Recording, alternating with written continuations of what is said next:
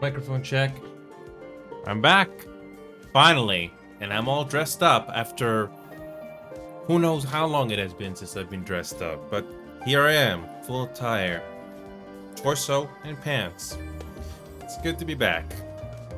And I'm not gonna waste any more time because we got some story to cover here in this Endwalker expansion here. I'm gonna be honest, most of it was kind of slow. When was the story gonna progress or accelerate? Let's not waste any more time because I want to see the rest of this. Here we go. It's good to be back dressed up again. Okay, here we are. It's good to be back. So, let's see how we're gonna do this.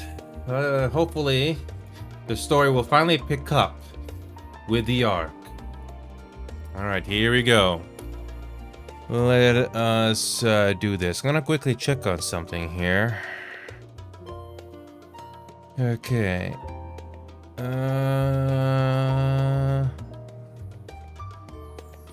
Okay.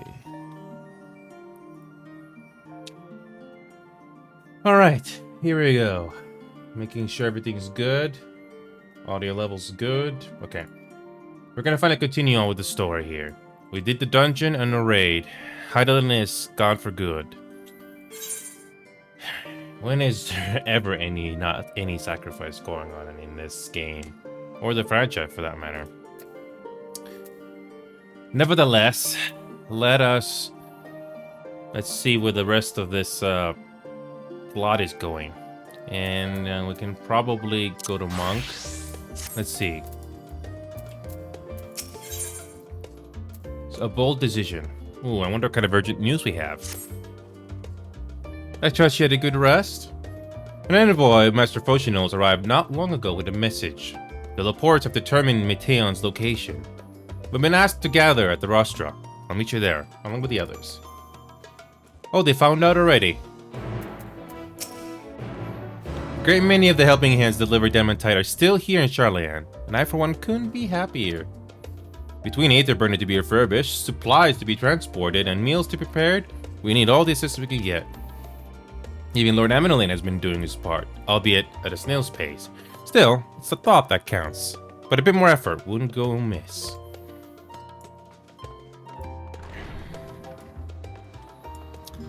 Okay. So we are finally gonna see the plot progress. Yes, I know the game tried to do some story building at certain points, but it could have been shorter because it just dragged on a bit unnecessarily, in my opinion.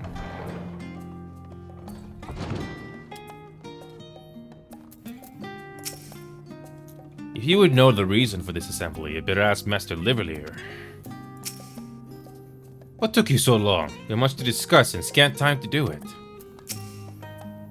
Gods, you can hardly believe the Laportes managed to find Mitian out there, hidden among the stars. The sheer distances involved are mind-boggling. Before coming, I thought to inquire about after our comrades abroad. It seems that the effects of the final days have been observed further and further north of Garlemald. For a blessing, those regions are largely uninhabited. But in any event, we must misinterpret this as a geographical spread. There's no telling where in the world Domino will strike next, unfortunately. While the Forum is not here in its entirety to brood and glare at us, Master Barney's presence alone is enough to put me on edge.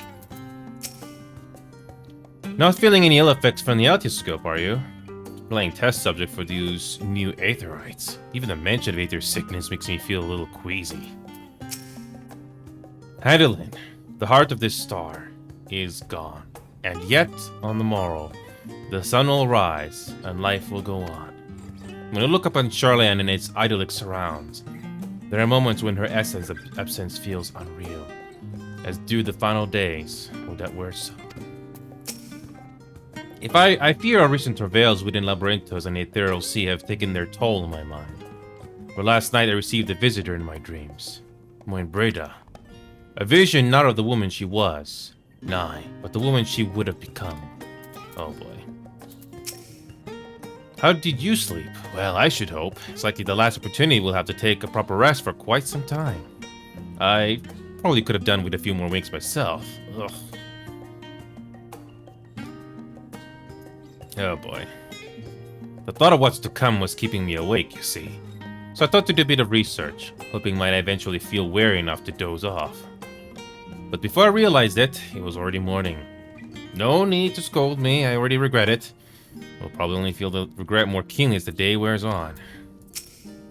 Since the final days first manifested, we've been tested as never before. Even more so in your case. Nevertheless, our work is far from over.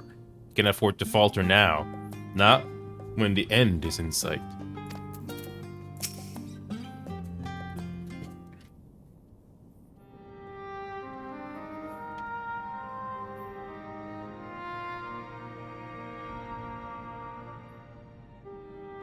Everyone appears to be present and accounted for. Good. As you know, the Laportes have deduced the whereabouts of Meteon by means of a crystal bequeathed to us by Heidelin herself. Your quarry's location is a place far beyond the moon, in the farthest reaches of the Sea of Stars, at the edge of creation. A veritable Ultima Thule. Never heard of it.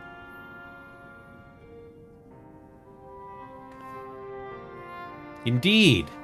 How then are we to reach it? A very good question. How?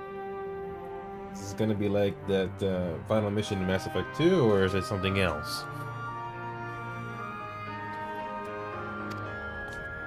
An excellent question. Luckily for you, I have an equally excellent answer.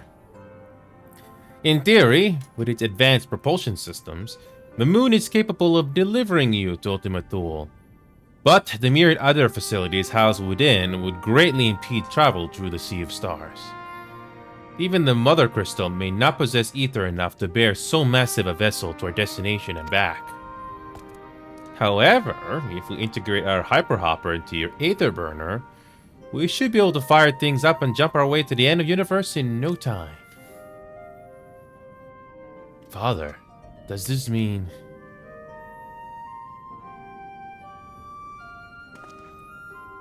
Bear in mind, this decision was not made solely at my discretion, but with the consent of the Forum. Hearing the Laporte's proposal, the Forum was faced with a grave decision. To commit the Ark to this endeavor would mean abandoning both our plans to evacuate the moon and to resettle on another star. Needless to say, the proposition invited fierce debate. In the end, however, the Forum was swayed by the simple fact that Heidelin believed you possessed of the strength needed to overcome this crisis. The Great Exodus was, after all, a plan of Heidelin's own making. Therefore, if in the 11th hour she would prefer another means by which may seek salvation, we would be fools to dismiss it out of hand. Indeed, she sacrificed everything, her very existence, to avert the destruction of this star. That is why we have chosen to place our faith in Heidelin, in you. The Ark will be made ready for your voyage to Ultima Thule. Kinda saw that coming. But of all the people that have labored so tirelessly to prepare for the evacuation, they must be furious. I would not be so sure. They have not forgotten your deeds on the Magna Glacius, nor did your instrumental role in orchestrating delivery of adamantite go unnoticed. No, the people do not protest. Most of them, I think. Quite the contrary. They have expressed unwavering support for you and your mission. Are the Laportes too willing to abandon the Exodus? Were you not listening when we said we were born of Heidelin's love for Aetheris and its people? If it means your survival, we would do anything to help. And you'll most certainly have need of our expertise where you're going. There's no guarantee Ultima Thule is a place that supports life, an otherwise vexing problem our know-how can remedy. Besides, Heidelin chose us to lead the way to Meteon. Why else would she give you a crystal only we can decipher? Kinda makes sense. But more importantly, we were perfectly content to evacuate the Aetheris until you brought us here, Orion J. And now we're enamored with the place, so what choice do we have but to save it?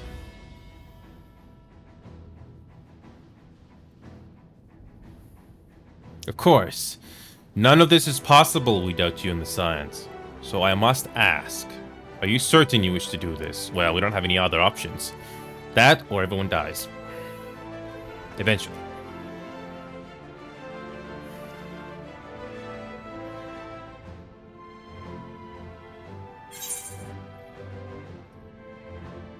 Well, we've come this far.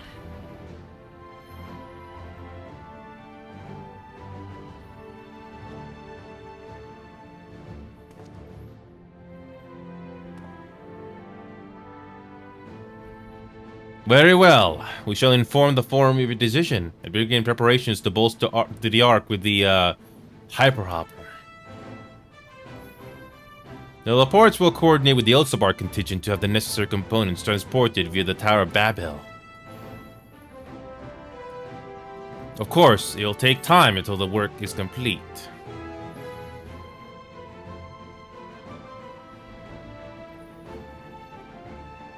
For now, pray take your ease. Oh, I wish we could. It would seem there's naught to do but rest and prepare, shall we?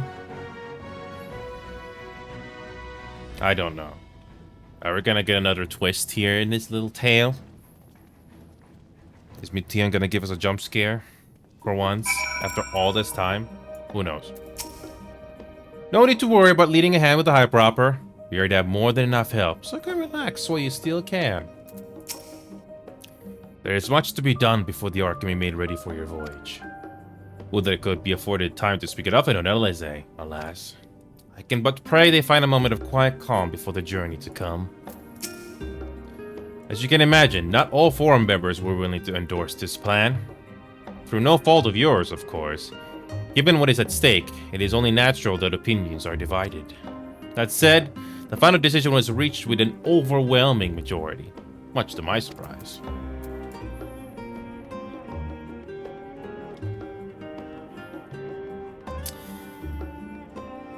Yeah. Okay.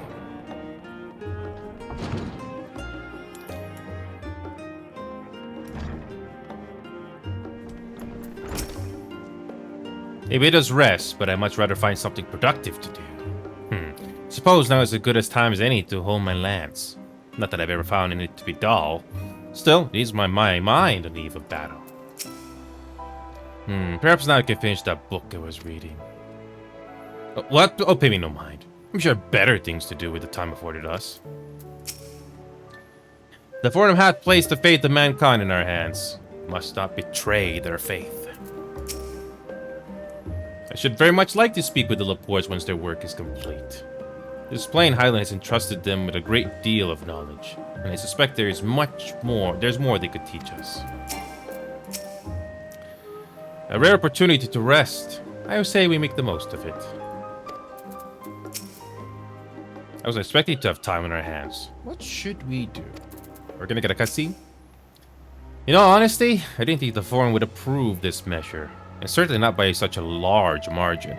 I dare say, though, Master Fortuno's impassioned recounting of your audience with Hyland helped sway the vote. He has a way with words, after all. Where did you take off and not get it from?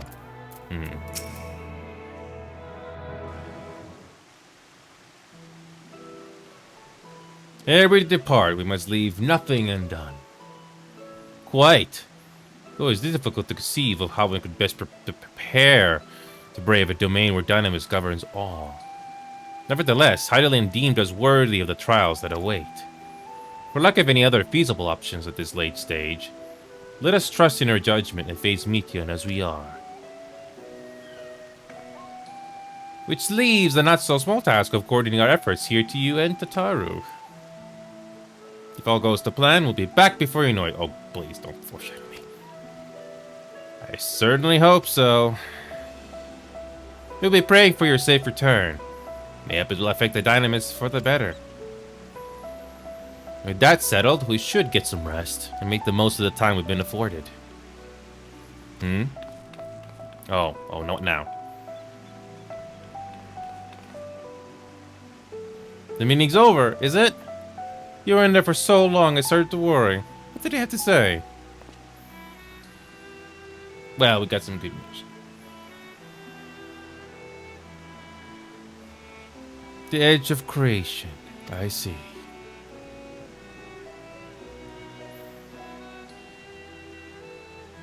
Rest assured, everything will remain in order until you return. And you will return. What about the rest of us? Come on. Actually, can I borrow you for a moment? Looks like your plans for the interim are decided. And the two of you have finished. Meet us back at the Abidesian Annex, right? I thought we were gonna get a voiceover cutscene here, but I guess not yet. The problem with this expansion that I've been noticing quite a bit is that there are some moments that just go on for way too long. Come meet me to the Agora. I have something to show you. I mean, some quests or some story bits could have been shortened. And it just affects the pacing quite a bit. Like, oh, it's still going. I mean, a narration or something could have helped. But I digress.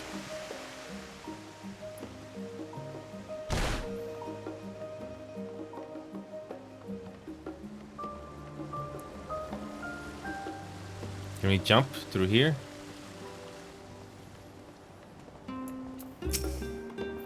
Welcome to the Toru's Boutique. I've always done my best to provide the Scions with fashionable attire, but in your case specifically, I make an extra effort to strive for the most functional yet stylish clothing one could ask for. Not that I'm playing favorites, but you are the Warrior of Light. Faced with this unprecedented crisis, I knew you would need an ensemble unlike anything I've ever created before, and I wouldn't be able to do it alone. And so, after enlisting the aid of the world's finest artisans, I finally completed my career-defining masterpiece.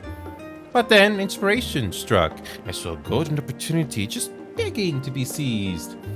With the help of some Dovnarian refugees, I decided to set up shop here in Charlayan. Of course, I would never charge you for any of our works. Perish the thought. First ado, how are things coming along? Get things in order, Mr. Totaro. We'll be ready to open shortly. Which is why I brought you here, to be our very first patron. Do you mind waiting here a moment longer?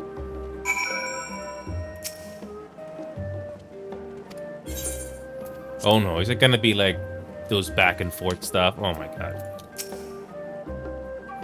I mean, I don't like it, but it's kinda eh.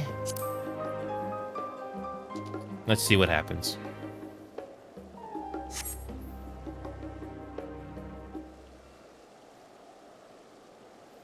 It's one of those cutscenes again. Yep. Yep. This one, it would be nice if it wasn't a bit slow. I did not expect to find you here. It's you again. Yeah, we got some characters to talk to. I imagine Indhana would also wish to offer her regards. Alas, after delivering our dragon scales to the engineers, she remained to assist with their work on Etherburner. This Simulacrum, too, will stay in Charlayan, while I oversee matters in Razadhan. It is a rather convenient means to keep abreast of developments pertaining to the final days, or anything else. It also allows me, after a fashion, to watch over my people in this distant land. Marchand, was hoping you'd stop by. Can't thank you enough for allowing your artisans to work with me here at the boutique. Please, it is I who should be thanking you. This establishment has restored a sense of normalcy to their lives. You have blessed them with newfound purpose, and a means by which to support themselves in these troubled times. What's more, when they at last return home to Razadhan, the experience and knowledge they have gained in your employ will no doubt prove a boon to the artistry and commerce of our land.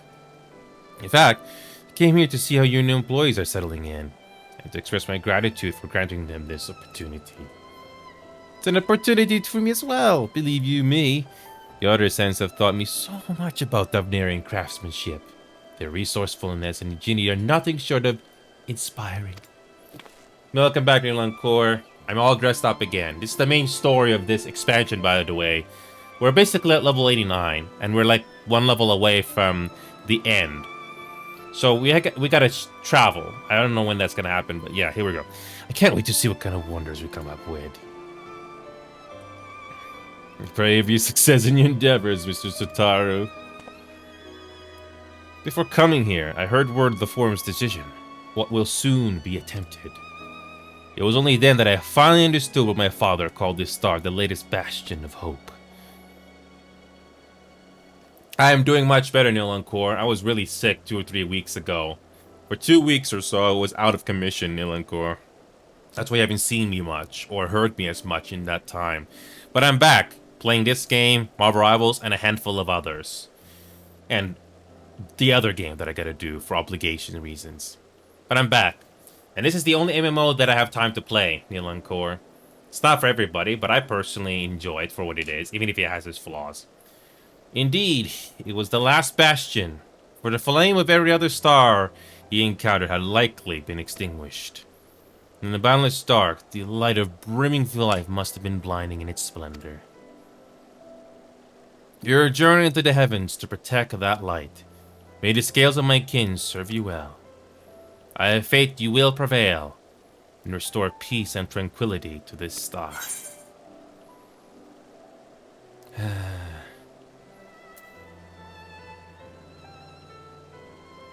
I would have when we're alive to see it. I will not see his sacrifice squandered, nor shall I rest until Razadhan is returned to its former glory. We're in first-person view, if you guys didn't figure that out by now. Forgive me, but I must take my leave. Very well, and remember, the people of this star have not yet given up hope, and neither must you.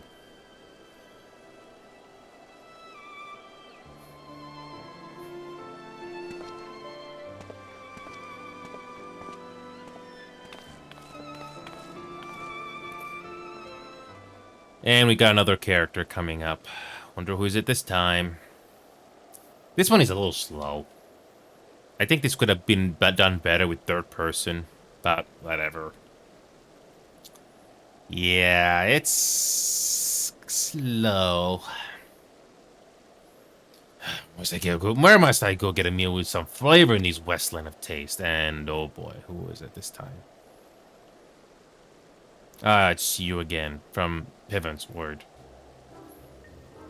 At least they have the courtesy to run, and not slowly walk. That's you again. Oh boy, I mean, whatever you're doing here. Oh god. This feels like padding. I don't mind these characters, but this feels like padding. A new boutique, you say? I've been meaning to expand my wardrobe. Yeah, something a little more flair, perhaps. Befitting a man of my station. Though I've nowhere to flaunt said Raymond so long as my confinement continues indefinitely. Aye, the young Lord Fortemps insists that so long as there is work to be done, no matter how trivial, I must abide here in Charlayan. Thus do I toil, though every fiber of my being rails against it. Why, I've even suffered the company of the Bruce Sicard to see supplies transported in timely fashion. Again, I think this could have been done in a narration or something on text.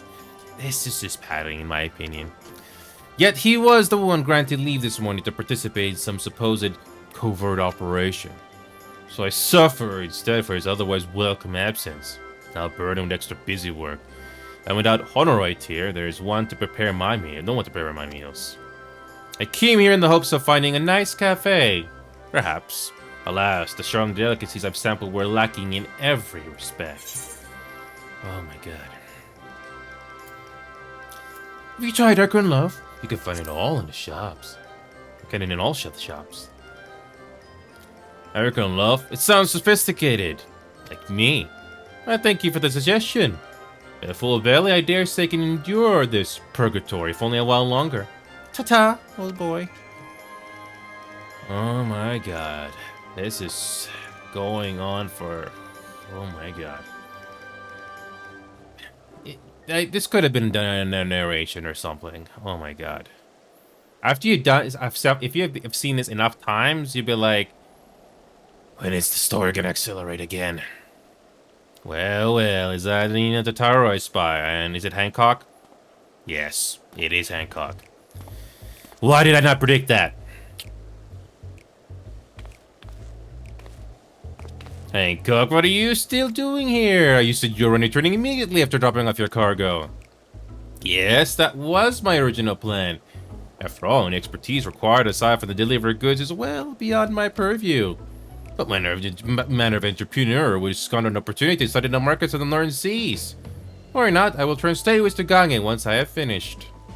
I encourage you to find a way to turn this crisis to your advantage. She wounds me. The industrious woman running a new boutique. I'm not blind to the travails of those who fight on the front lines to deliver us from ruin. Indeed, I have every confidence they will succeed. I would make myself and my business ready for their return. If you believe in them so devoutly, then why not put your money where your mouth is? Fair enough, Totaro, fair enough. There's not more I can do to help ready the Ark and her heroes for their maiden voyage, but when you return, I shall host a grand celebration in your honor at the Bukairo Inn. Combinations are quite costly, given the reputation of said establishment, but the East Alana Trading Company would be honored to foot the bill. Will there be lemon cakes? Oh, a man of tart tastes, I see. Yes, there will be lemon cakes and much, much more. The finest delicacies the world and Lord Lorito have to offer. Tataro's not amused. But let us speak more of this upon your return, lest I draw even more of Tataro's ire. Till next we meet. And Totaro is not amused. Is that it? Oh god, there's more. There's more. I don't mind this if it wasn't dragging.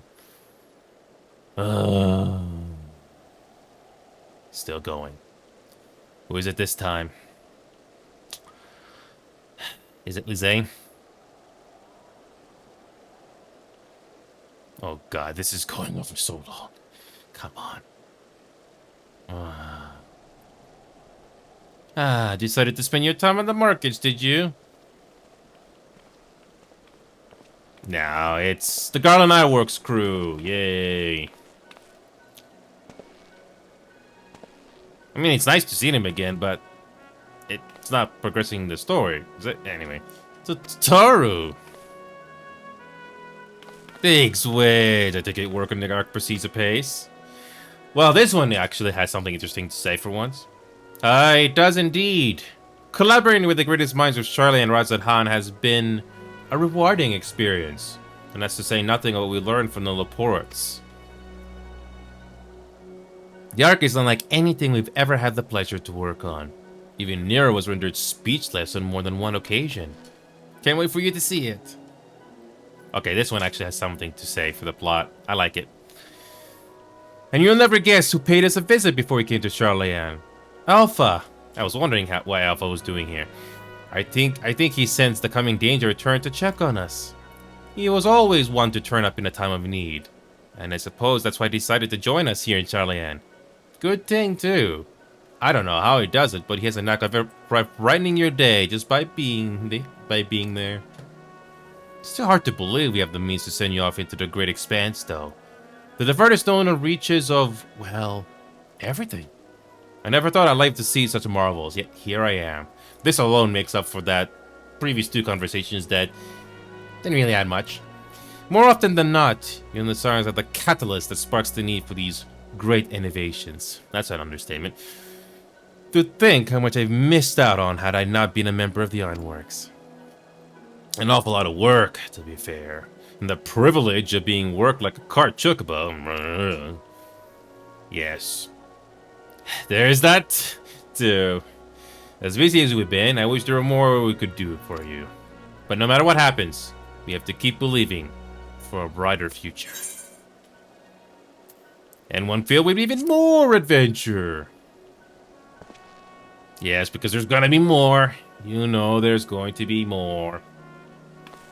When you head back, would you tell the engineers I'll be along shortly with refreshments? That's very kind of you, Totoro. They'll be glad to hear it. And on that note, Wedge and I should get going. Still a few more supplies to gather before we return.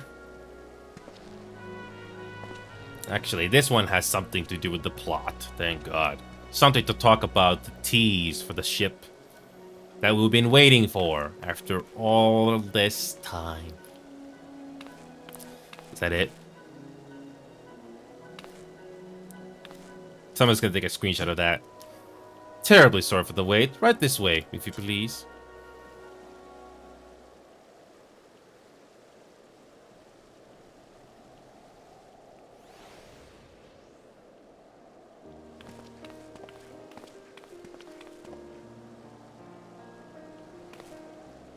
Right. I don't believe the two of you have been formally introduced. This is Farzarudu from Palakistan.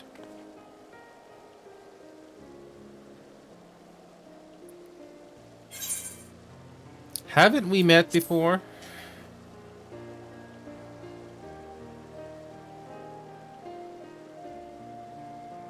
Ah, yes. It was you who helped us at Perusa. And again when crossing the ice fields, was it not? I doubt we exchanged a little more than glances then, but it is kind of you to remember me. Thanks to Mrs. Totaru, I and many of my friends have found gainful employment in this foreign land. It is only natural to feel fear in the face of calamity. Such times we must look to one another for strength and succor. I know not whether we will come to call this place our home or return to Davnir, but we are here today and are glad to have contributed to the cause. And contribute they did by helping to make your new garments as durable as possible. We put our hearts and souls into them, just like I'm trying to do here, and I have every confidence they'll keep you safe in the battle to come.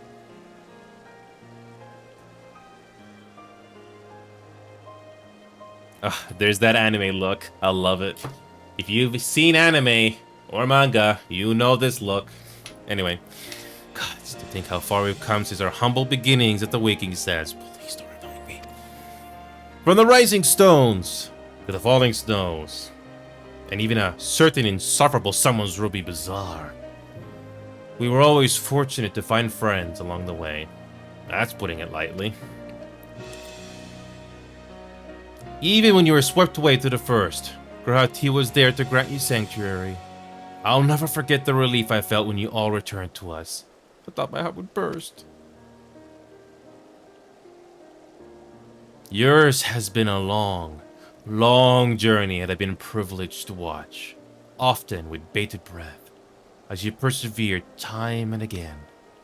For all the joy we've shared, there's been much sorrow as well. But I've long since learned you can't have one without the other. Which is why I promised to send you up to the Sea of Stars with a smile. And you can be certain I'll be the first one to welcome you back when you return. Oh, please don't let this be painful foreshadowing.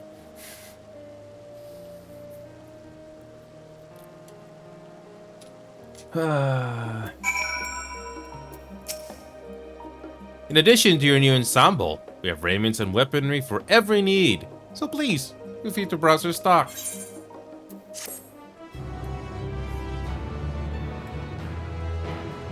You may now obtain job-specific gear from Raju. The rest of gear obtained can be equipped at level 89. However, all items will be stick to the item level sync.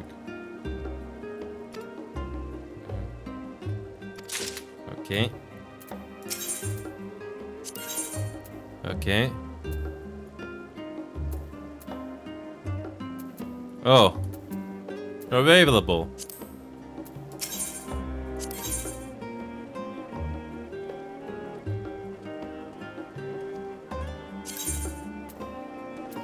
No, I'm not claiming. Okay. Okay. Friends gathered. Though delighted by your patronage, Chitara is ready to send you on your way. Oh, how delightful. I realize you have still got lots to do before you depart. Oh my god. So I won't keep you any longer. I do hope you can find a moment for yourself, and that the others can as well. They said they were returning to Baldesian Annex, though I doubt they stayed for long. If you decide to go looking for them, I suggest speaking with Krill first. I'm sure they would have told you their plans. Oh god. Again, the thing I'm feeling right now with this expansion a lot is the padding. Like, a locked box. What? Why is this glowing? A mysterious maiden. Okay.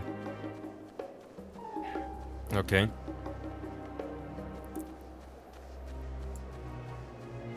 Okay, back to the Belgian Annex, I guess.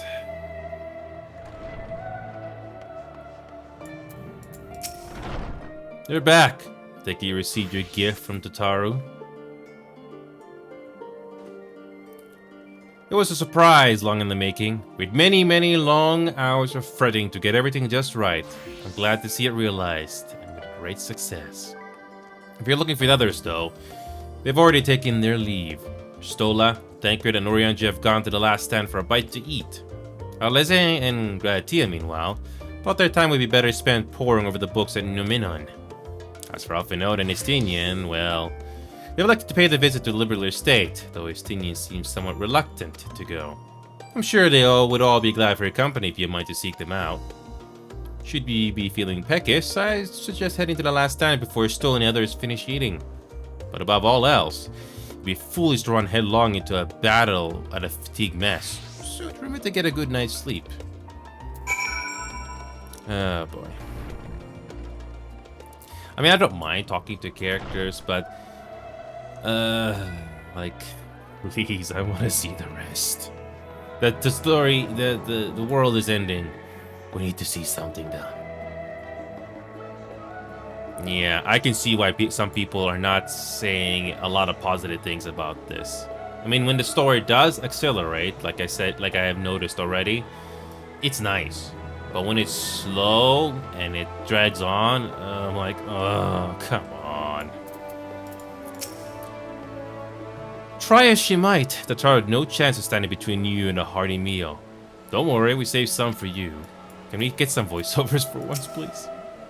Hast thou perchance had the opportunity to partake of the rainbow pudding? Owing to its striking flavor and somewhat garish appearance, it's quite popular. Indeed, so popular that the last stand stock had been entirely exhausted. I should hope, at the very least, Puddingway did sup upon this most delectable desserts. Are we gonna get voiceovers or no? Come to make a trio quartet of you. Please, have a seat. And we'll see about getting you a drink.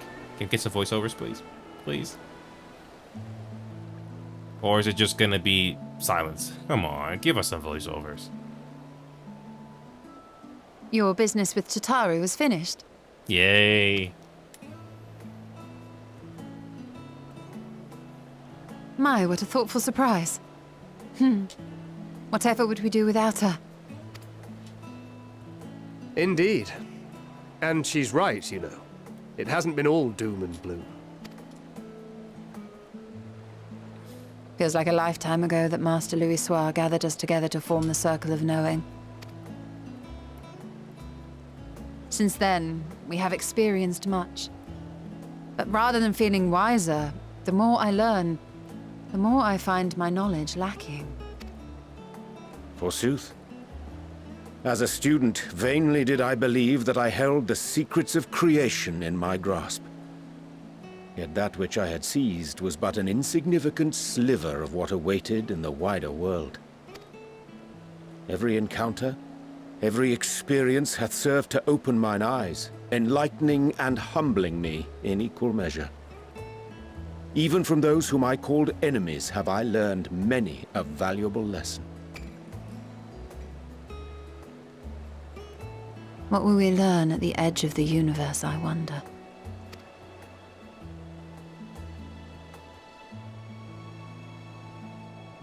Ultima Thule, where the bringer of the end makes her nest. I, for one, can't possibly imagine.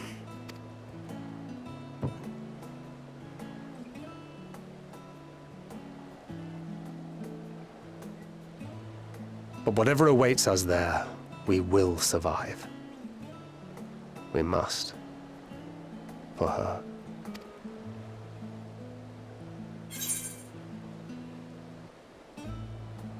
Yeah, let's be silly.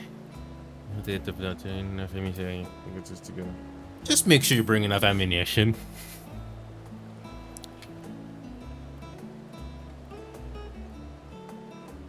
Oh, ye of little faith. I know better than to leave home without ample supplies, thank you very much. Didn't pick up the gunblade yesterday. And to think I used to prefer fighting from the shadows. Gods, I really have changed.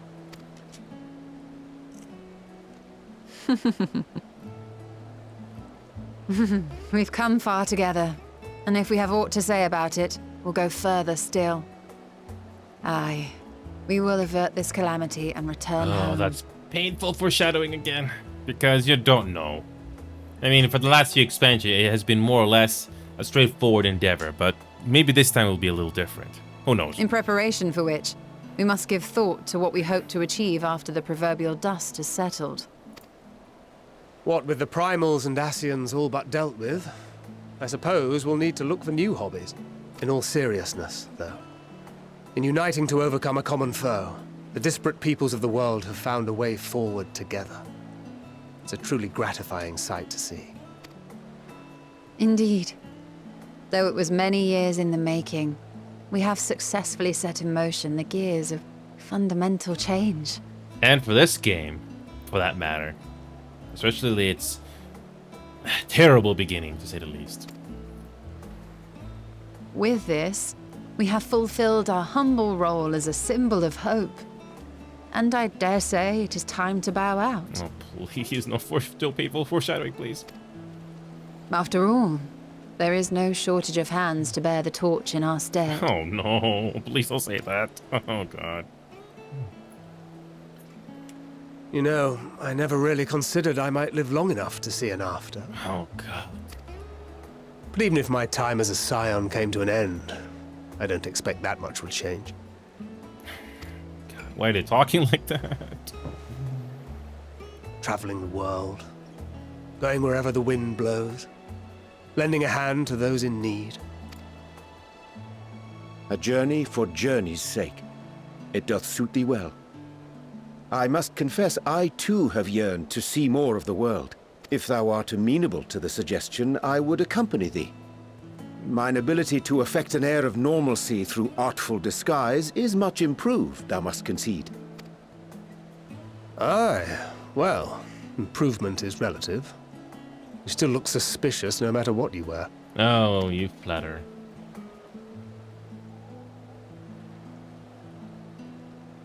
What of you, Ishtola? Any grand plans? Why, continue my quest for knowledge, naturally. To begin with, I wish to know the state of the reflections, to which end I must find a means to travel between worlds. Yes, I remember you saying that. That's cool. 'Tis the least I must do if I am to keep my promise.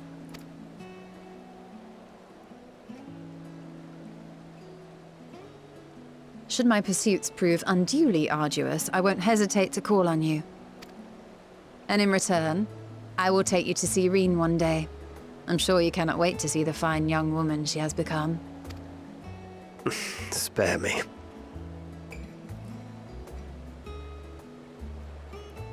And what of thee? What wouldst thou pursue at duty's end? There's more adventure, unfortunately. There would be more. Here's yours. My apologies for the wait.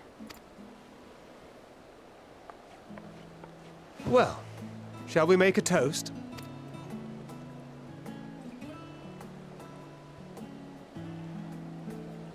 To victory. To our comrades. To the future of the star.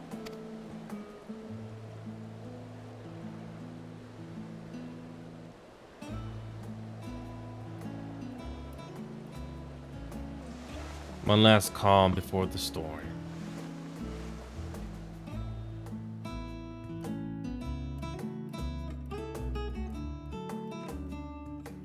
Is Meteon gonna make a jump scare here?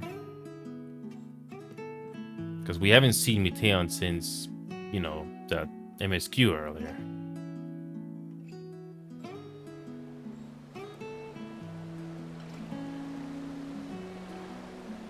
No? Okay. No? Okay.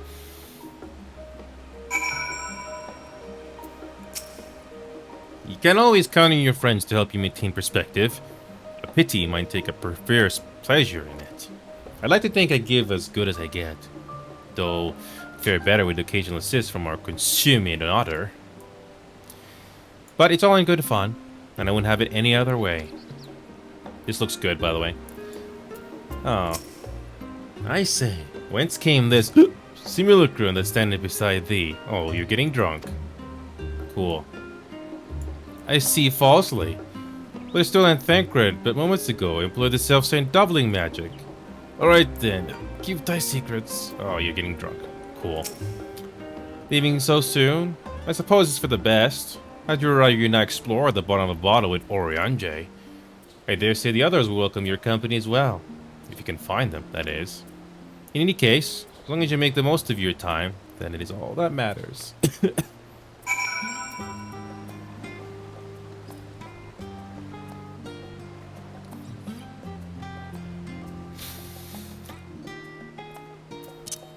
Okay, if this quest actually gives us, you know, voiceover cutscenes with all of these characters at least one more time before the next zone, that'd be nice.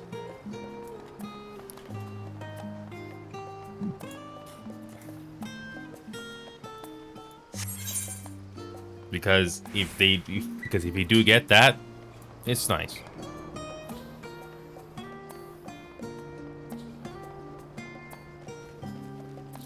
Okay. One last calm before, you know... Is the payoff to the ship and the travel worth it? That's what I'm dying to know. I'm already late to this party, but we could find out.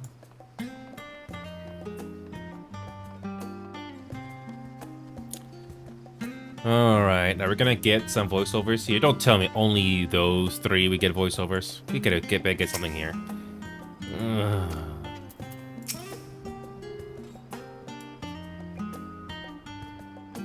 Okay, she's fast asleep.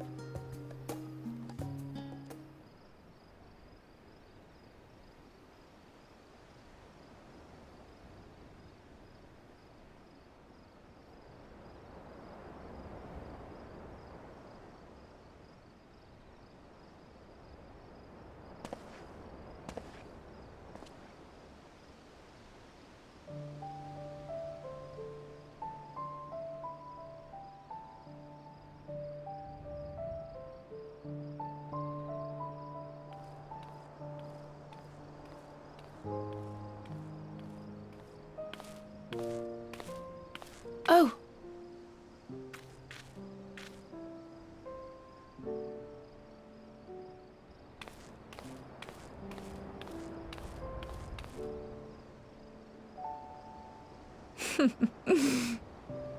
Knowing them, they're probably dreaming about the celestial adventures to come.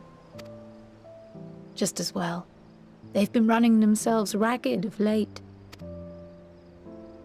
Unlike you and the others, I'm a few steps removed from the danger and excitement.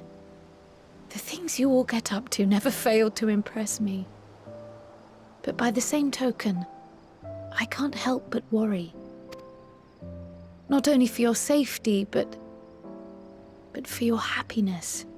After everything you've sacrificed, you earned it 1,000 times over.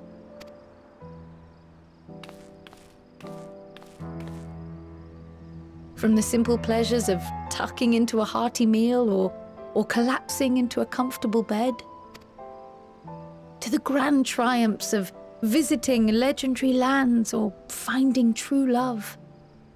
You deserve all the joy in the world.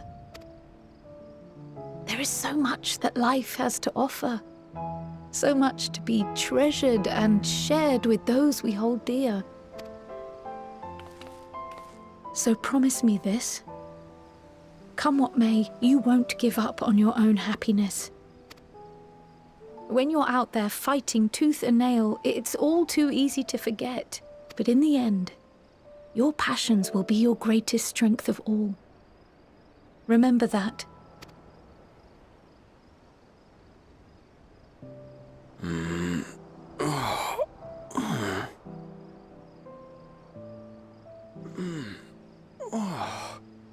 This feels familiar. Well, 'tis good to be...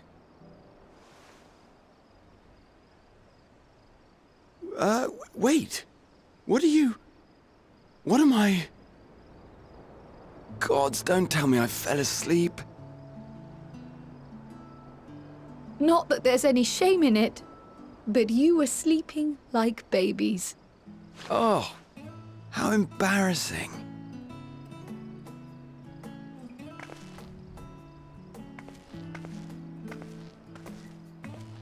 Not a word to anyone.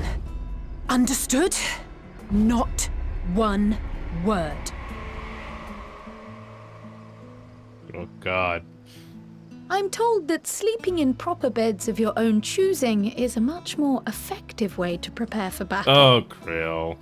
And unless a somehow a yandere. Oh. I mean, Krill. So, what were the two of you doing here? I had a few books to return to the library. Thought I'd take care of it while I could. And you? Well, just stopping. Just enjoying a little peace and quiet for once.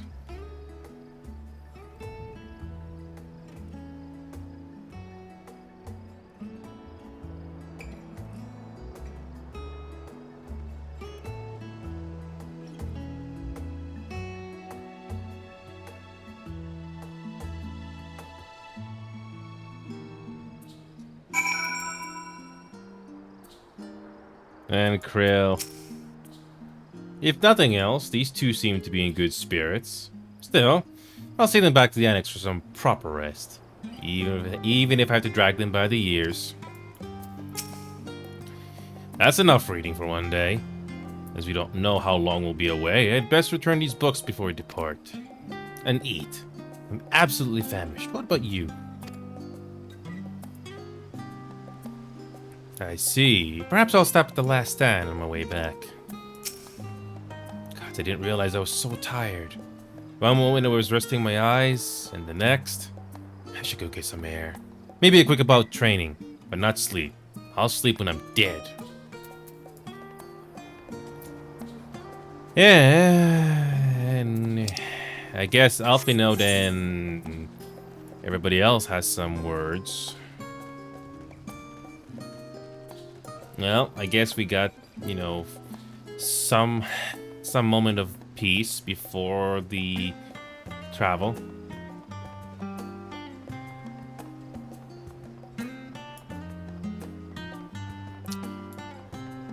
Yeah, there's no teleporter there, so we'll just walk there. It's not a big deal. I can't wait to see that last zone, whatever that's gonna be. Kind of reminds me of that Stormblood, that last zone. It took very long for the game to give you everything because you were pretty close to the end. Stormblood's ending was kind of disappointing. Like, that's it, and the threat wasn't even taken care of. I mean, it was just temporarily taken care of. Ugh, like, they had to find a way to keep the plot going somehow with the baddie. And it turns out there was a bigger baddie around the corner.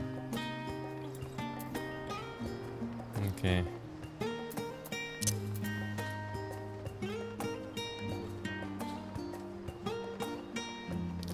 I wonder if we're gonna have a word with Alphinaud's family. Or Stinian, for that matter. Yeah, surely this is the first time you see me without my armor.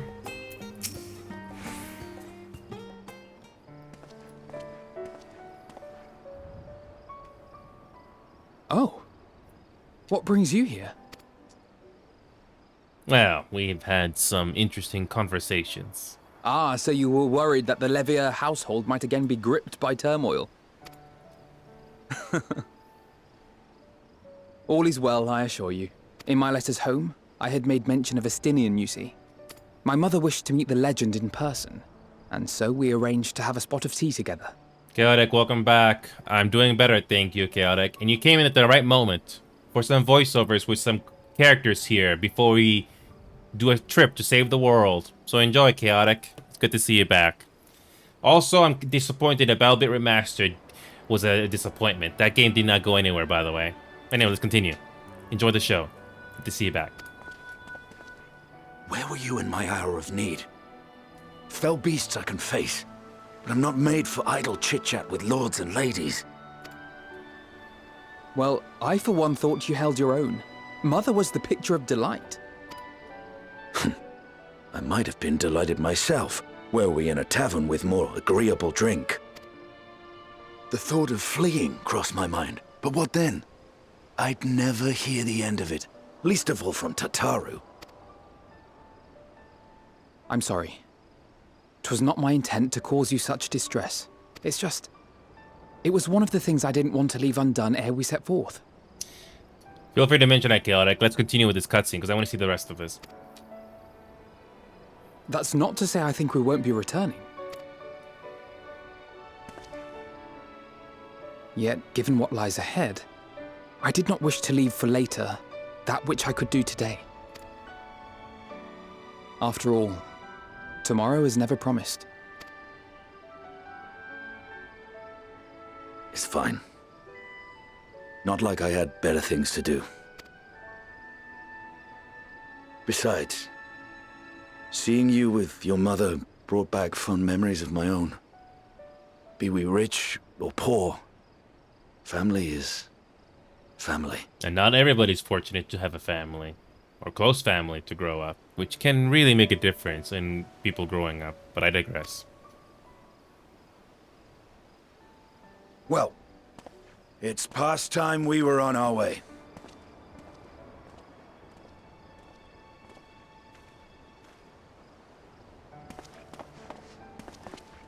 Wait!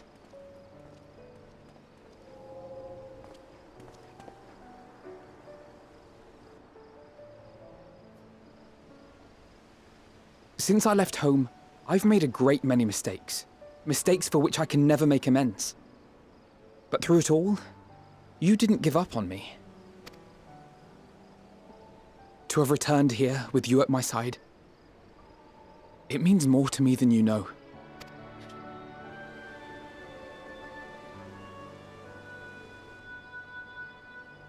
Thank you. From the bottom of my heart. After 7 years of this, or how many years? Yeah, it's saying a lot.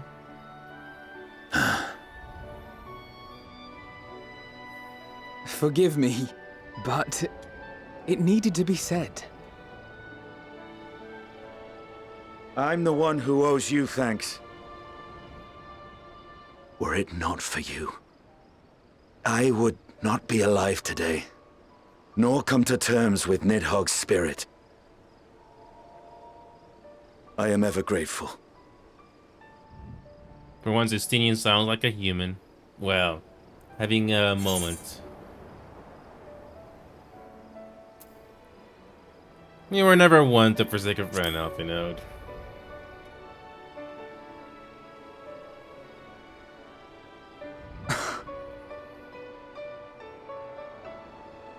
No, I'm not. And I'm proud of that.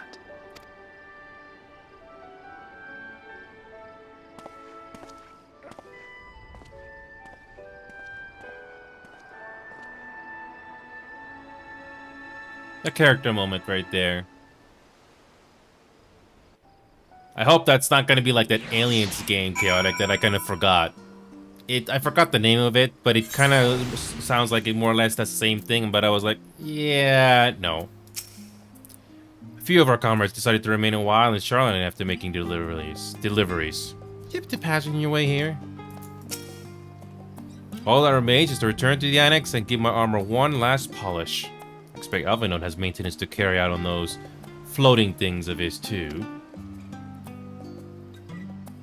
Yeah, when it comes to Predator games, I've heard about them, but I have never actually heard about them. So Stellar Blade is finally coming on a PC. It kind of reminds me of Nier Automata or Elden Ring. I have Elden Ring, but no way I'm gonna spend 50, 100 hours into that game. It just takes way too long. Yeah, it's very likely I'm gonna go through that game. So yeah, this kind of reminds me of Nier Automata. But I don't know if I'll go through this game at all. And not to mention it's expensive, 80 bucks. And that's not including the demo, of course. But anyway, Predator. Hunting Grounds. This is the one you were talking about. So... yeah, I don't know. It looks fine. But I'm not sure if this thing has replay value for me. I mean, it's not too expensive. Okay, that's not good, but whatever. I mean, if the game is fun to play, I don't mind, but I don't know. This will be on a low priority wish list here, though. And like I was telling you before, Chaotic, I have some other games. Half-Life Alyx, maybe at some point I'll get it on VR, but I'm not in a huge hurry for that.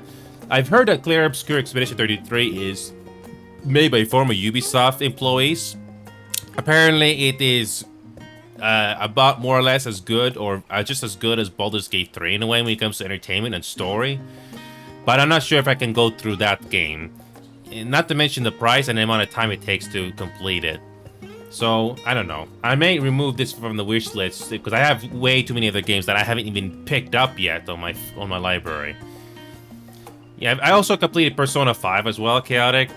I didn't show it on screen because it was kind of tedious to go through with the calendar system. The story is interesting, but the calendar system was not a cup of tea that I liked. Oh, you have this through the Game Pass? I can't go through the subscription, Chaotic. I can't afford it, especially with Final Fantasy XIV. I've heard of Persona 4, that's something to try, but I don't know. There's also the Precinct. It's kind of like GTA, except that this is all about, you know, being a cop. And so yeah, putting Predator in the low priority here. Yeah, Clair Obscur, I think I might remove this from the wish list eventually. Because, again, 50 to 100 hours. I mean, here it's entertaining. It's a turn-based game, sort of like Persona in a way. It has some interesting characters, but I don't know if I'm going to spend 50 hours going through the story. I might also just watch a video or something, and you can basically get the gist of things. So, I already have too many games. And by the way, Chaotic, another thing I wanted to mention to you before I go back to Final Fantasy XIV is VR chat. I haven't played VR chat in a while, Chaotic, but the fact that VR chat is getting more and more greedy with Avatar Marketplace, among other things, I think is very important. I'm like, come on, the game is not even optimized at all, and they want more money. And certain important features are locked through subscription.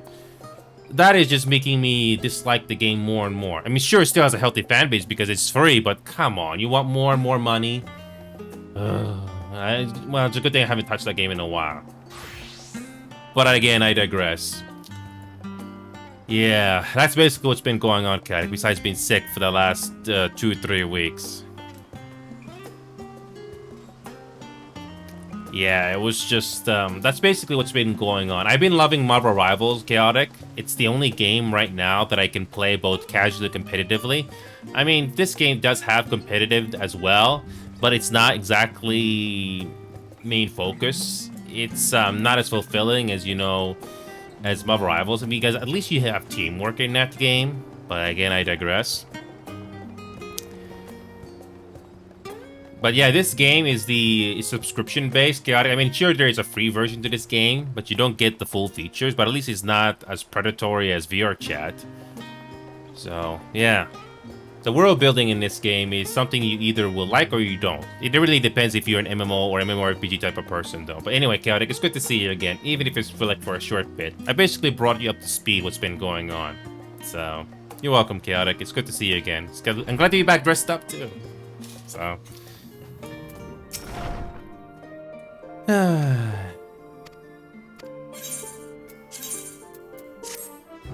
Okay. One more rest before the tale. That night at the Royal Menagerie in Alamigo.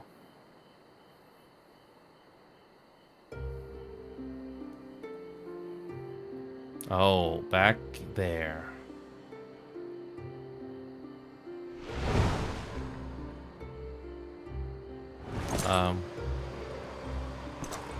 Oh, it's Xenos again? What is he doing there?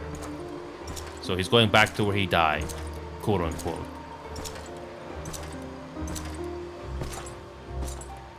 That's where he quote unquote died and then got resurrected.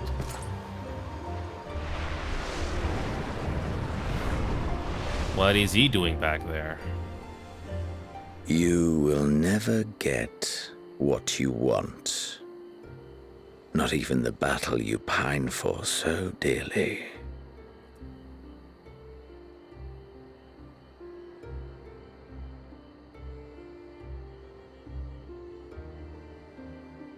In that transcendent moment, what was it that I sought in you? Ah, yes, the fights that happened here. And what was it that you sought in me?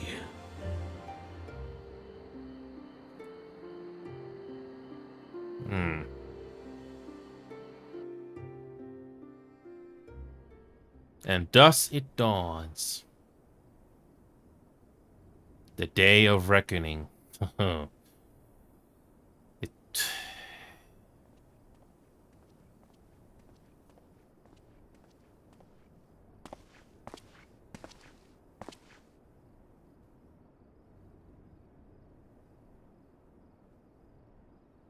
Do we get a jump scare? No.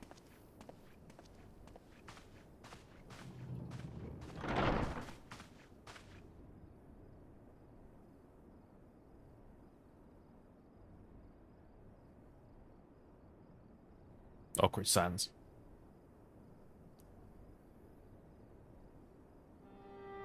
How often have we thus assembled? To combine our knowledge and seek solutions to the problems before us. Back at the Waking Sands, it was all we could do to address the most minor of troubles. Who could have realized what we'd find when we began to look to the sources of the realm's woes? At the Rising Stones, we made great strides and shared many moments, from the joyous to the sorrowful.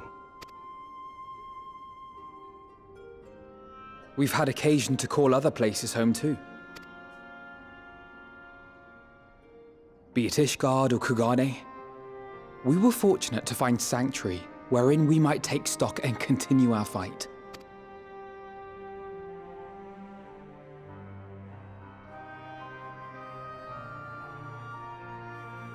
I was honored to host this company in the Crystarium, to stand with you all as we confronted the truth of the star itself.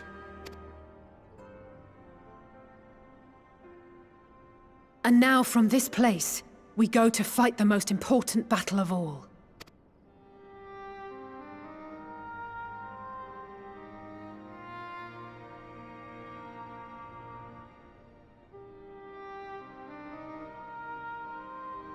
The Forum has sent word. The Ark is ready. The Loporrits naturally will be commanding the vessel. They will see the 8 of you to Ultima Thule.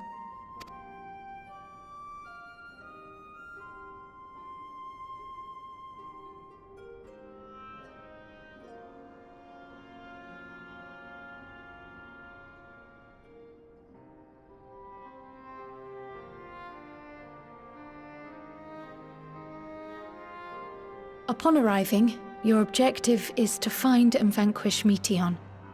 Yeah, but I don't think it's gonna be that simple.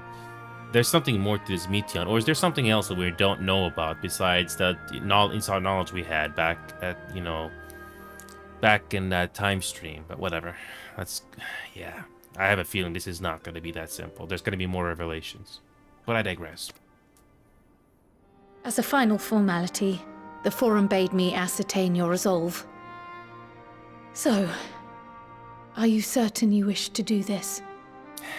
Again, yes.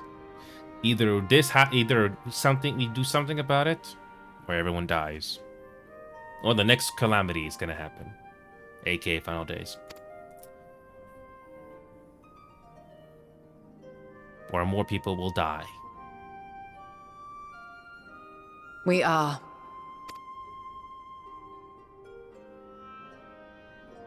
Then, ere you report to Thalmasane, I leave you with these words.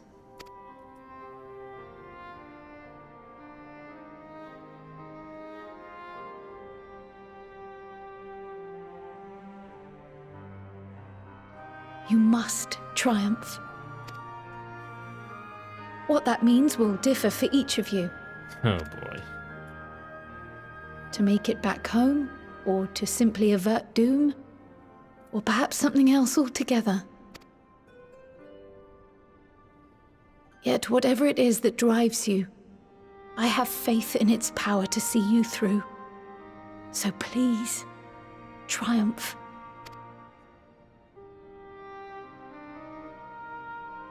Triumph, as we who remain behind believe you will. Yep, it reminds me of the end of Mass Effect 2 in a way, except differently. Let us be off then.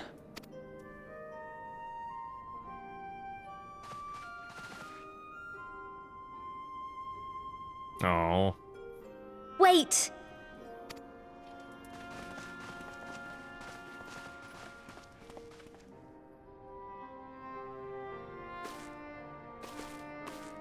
Both Kryl and I will be there to see you off, but as your receptionist, I feel I need to say this here. Safe journey, all of you, and be safe.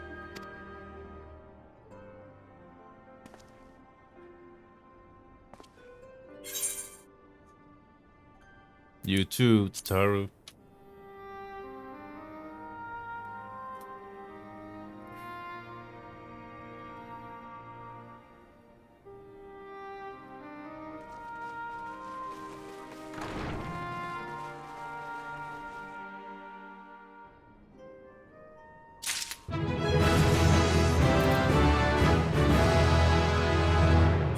Okay.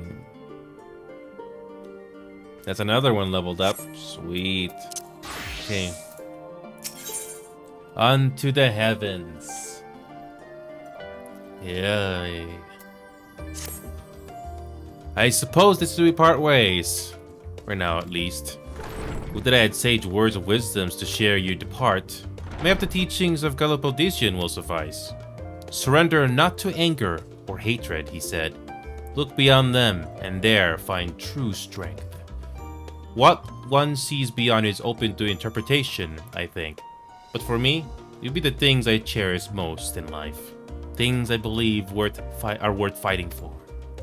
Something to consider as you venture into the sea of stars. Okay.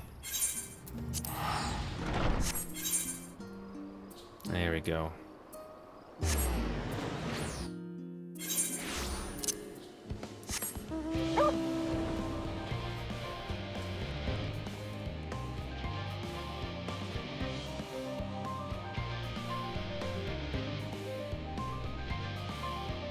Okay, here we go.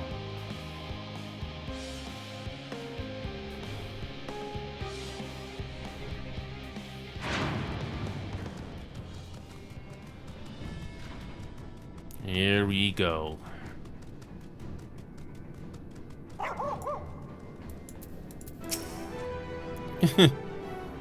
Cheerio and Omega is back. Okay. Man is set to fear what he does not know, yet you would venture into the greatest of unknowns. I say to you, son of man, that you need not fear.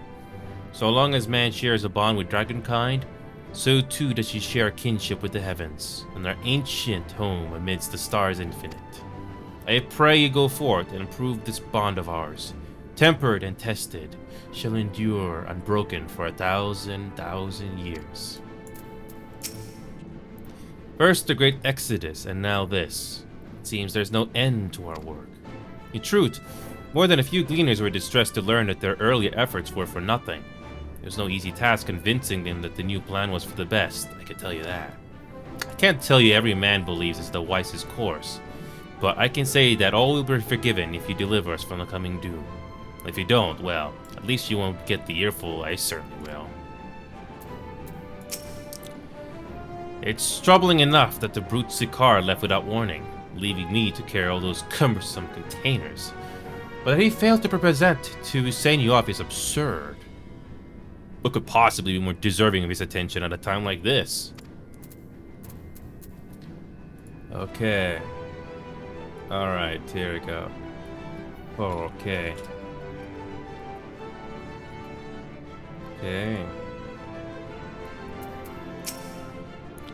It's no easy thing to say, leave the start to us. But we must, and we will. As proud members of the Science, we have a duty to uphold. And we need to do so alone. Those dark days when we were driven from the rising stones and hunted as traitors are a thing of the past. We have allies in abundance now. Which is to say, you needn't worry about us. Go forth in the knowledge that the Science will labor without rest in your absence. Though our fellow Science couldn't be here, they wanted me to tell you that no matter what calamity may befall us, they will never give up, and neither should you. No matter how far you may go, we will be with you in spirit. No matter how dark it may seem, your light will shine and endure. Mr. Skrill tells me investigation into my theories on Akasa and its relation to the final days has made clear the source of our woes. I am elated to know my work was of some benefit, but I could not have shared it had you not rescued me from the tower that day. I yet owe you a great debt, one I may never fully repay. But I shall try, nonetheless. Not only through my research, but through my desire to see you succeed, which I believe may influence the Akasa in our favor. Small though the effect may be, yes, so long as we have hope, there is a chance it may influence the outcome of this calamity. We were quite fortunate that Laporte's hyperhopper was based on principles similar to those of aetherology. Integrating with the Ark's existing systems might as well have been impossible otherwise. We may have Charlian's wealth of knowledge at our disposal, but theirs is technology far beyond anything we have ever studied. You're familiar with teleportation's magic, yes? The momentary conversion of the body into ether that they may travel via the life stream from one physical point to another. Their hyperhopper enables transport through a similar method, but not one involving the life stream. Rather, it utilizes highly condensed ether to create an ethereal current of its own. This current is exponentially faster and more powerful than the naturally occurring ones to which we are accustomed. So much so, in fact, that the ethereal conversion of the physical form is not a prerequisite for traversal. If you're concerned about side effects, such as ethereal sickness, you needn't be. You should emerge at your destination hale and whole, in theory. At the very least, I can assure you it is safer than the experimental aetherites you used to reach Rajahan. When Breda has been on my mind more often of late. How different her life might have been if not for our research into teleportation magics. Perhaps she would never have gained an interest in ethereological studies. But to abandon our work out of misplaced guilt for who she could have been would be a disservice to the memory of who she was. Nah, it was because of her that we found the resolve to carry on. And now we stand at the edge of a new frontier, with a ship ready to bear you into the distant stars and beyond. This arc is as much your accomplishment as it is ours. I regret nothing. The arc is missing one last but very crucial component before we are ready to take off. It should be arriving shortly.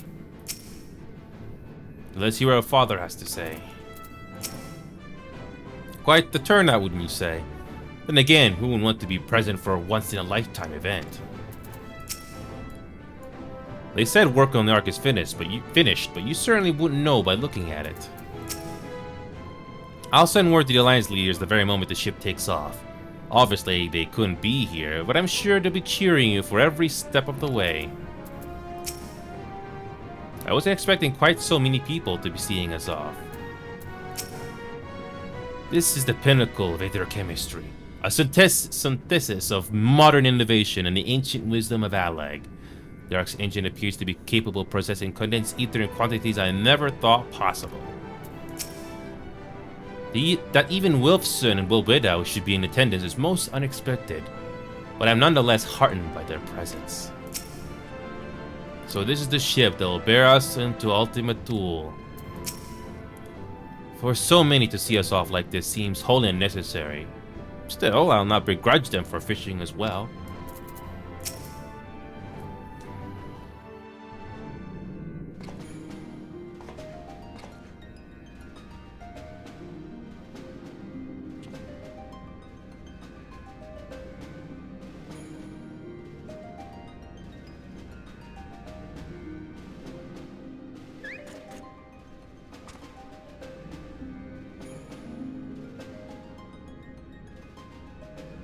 All present and accounted for? Good. As you will have heard, the Ark is ready. All that remains is to board and be on your way. I've seen my fair share of tight schedules, but this was bloody murder. But we did it. We finished the ship. It's safe, fit for purpose, and looks good to boot. Aye, it's a Garland through and through. I really don't know what we'd do without you.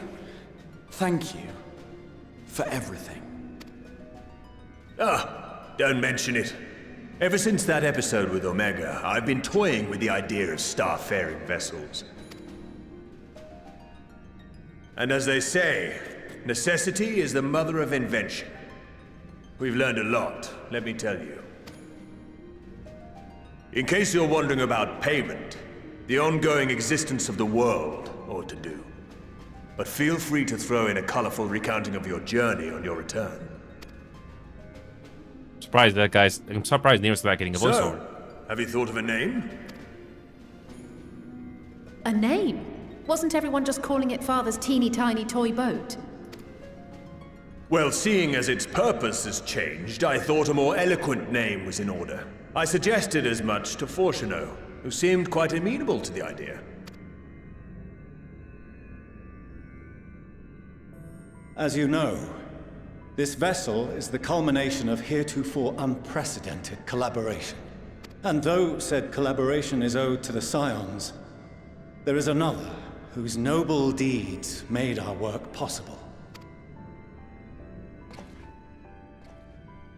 From a fragment of Dalamud, we obtained not only advanced materials such as refined adamantite, but the knowledge to traverse the stars. And this fragment would not have found its way to us had the Archon Louisois not fought to protect this world. And in so doing, laid down his life. Now that the vessel stands complete, I cannot help but wonder if it was more than mere happenstance. If it was my father's intention to guide us here. In the hopes that his guidance will see you all safely home, I name the vessel after that self-same fragment of Dalamud he delivered unto us.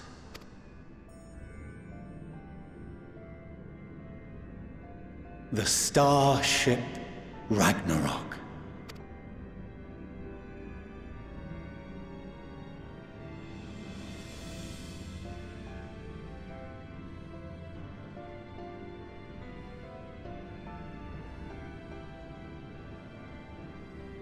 Sorry for the wait. I got everyone you asked for, and not a one less. All the beast tribes, sure.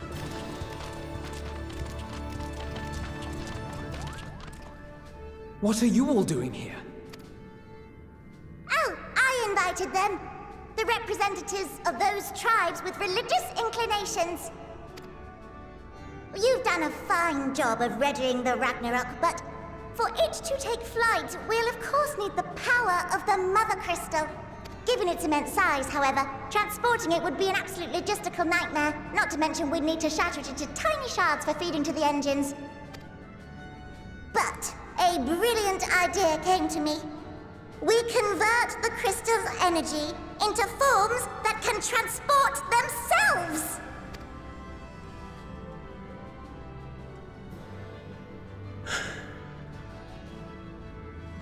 Thou wouldst employ summoning, or should I say its precursor, creation magics.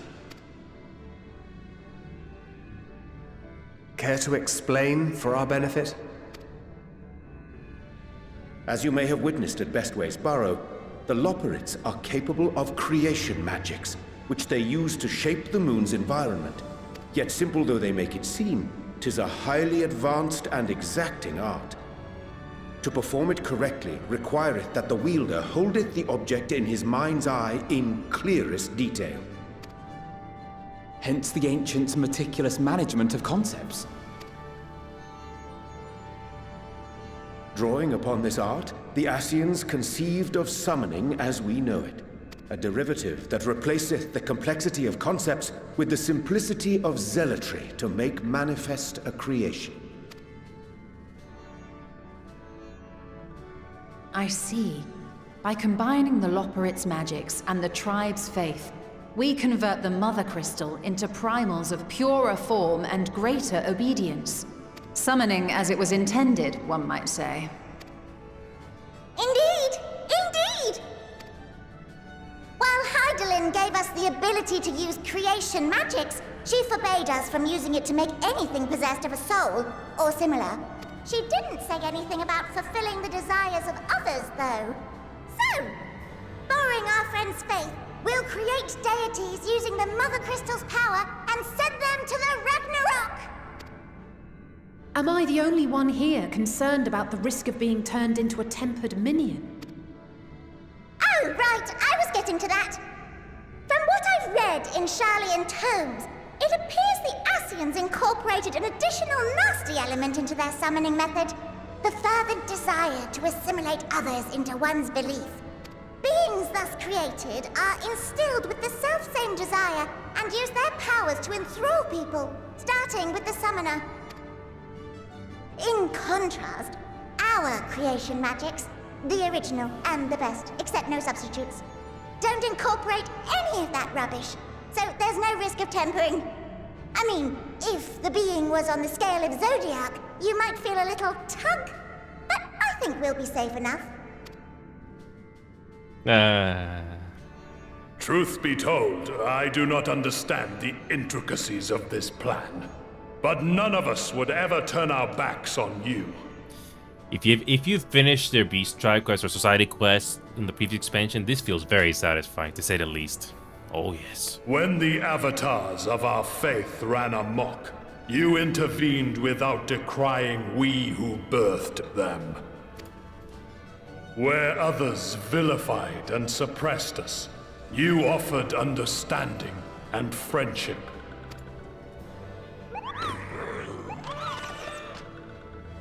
In gratitude, we will share with you the true expressions of our gods.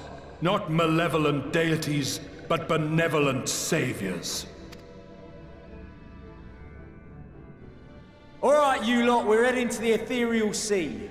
Stay in sight, else you're liable to get lost. Lead the way. Aww.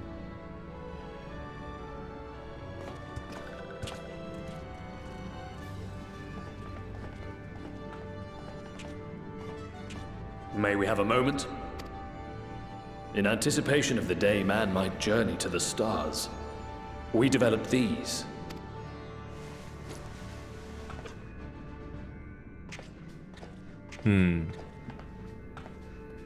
Portable teleportation devices. One for each of you, designed to work in tandem. Press the button on one, and in a matter of moments, all 8 will activate and send their owners back to the Ragnarok. There is no telling what hazards you may encounter. If you find yourself separated or lost, please do not hesitate to use them. Be safe, all of you, and come back. Hey, Remedy. Enjoy this. We're gonna find his big ship. I pray you take care. Yep, we're gonna. So yes, Remedy. I don't know if DX is gonna. I don't know when DX is gonna TM me or anything like that. But just enjoy this cutscene here, Remedy. Came in at the right time, Remedy. We're gonna fly into the big ship and travel into space for the eventual climax of this expansion. Oh yes, you came at the right moment, especially with voiceovers. Here we go. It's good to see you again, man. And I'm all dressed up again, finally, after all this time. Anyway, let's continue. Looks like everything is in order, so I'll go ahead and board.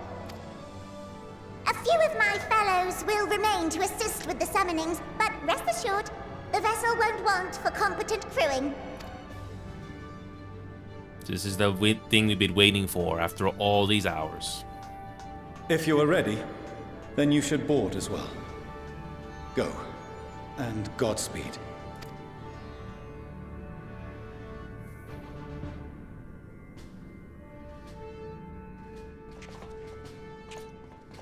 That's the ship we're gonna go into. How is this gonna work? Let's see.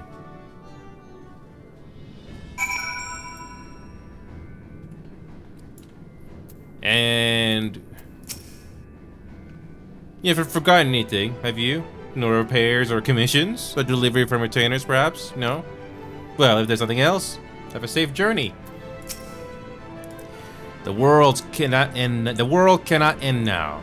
Not when we've but scratched the surface of the Laporte's technological know-how. So run along now, and do what it is you've wanted heroes do best. The world shall tremble before my genius soon enough. Assuming you're able to prevent its destruction, that is. The Ragnarok is a collaborative effort in every sense.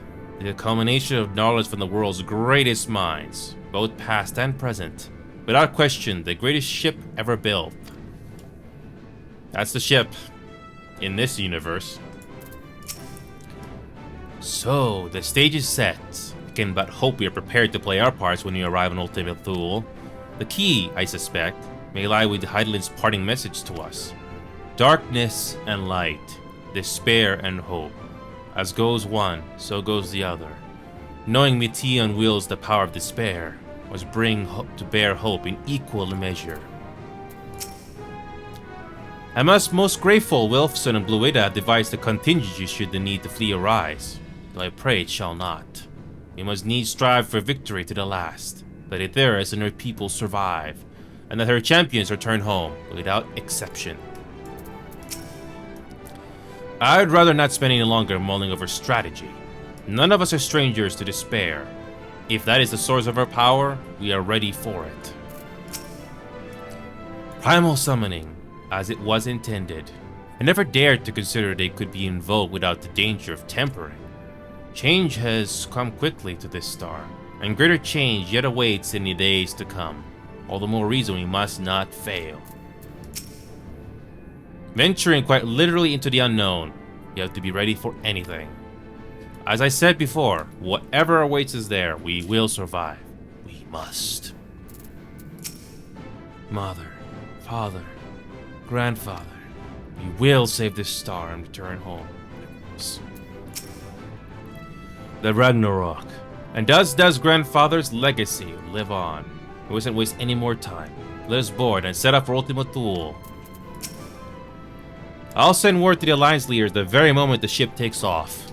Obviously they couldn't be here, but I'm sure they'll be cheering you for every step of the way. Oh yeah, we already seen this. We have already seen that already. Amelians will not be joining us, I'm afraid. She could not bear to watch our children embark on so perilous a mission. Make no mistake, I feel the same. Cannot tell you how many times I had to step away from my duties. So distracted by the thoughts of all the ways it could go wrong. Even now, a part of me wants to drag them away and forbid... Well, not that they would listen. So I'll see them off with pride in my heart and prayer in my lips. For my children, and for this star they love so dearly, you must prevail. Yes. I think everybody is having the same thing. Yeah, there's nothing new to say here. Yeah, there's nothing new here. Okay, here we go. If you come this way, I'll direct you to the bridge. Oh. Here we go. Are you ready? I'm willing to see how this is gonna work. How they're gonna do this Normandy boarding like they did on Mass Effect 2, but in particular. Okay, here we go. Here we go.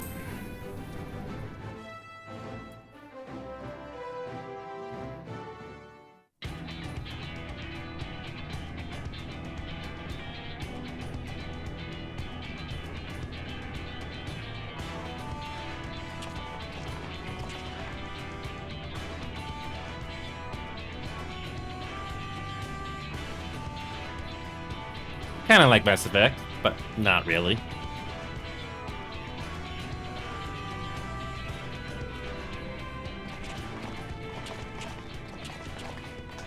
Welcome to the bridge, everyone! I hope you have everything, because I can't be bothered turning back.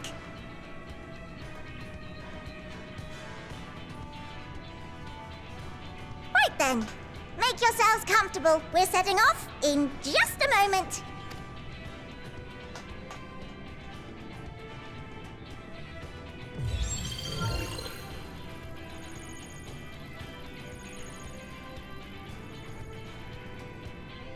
It's incredible.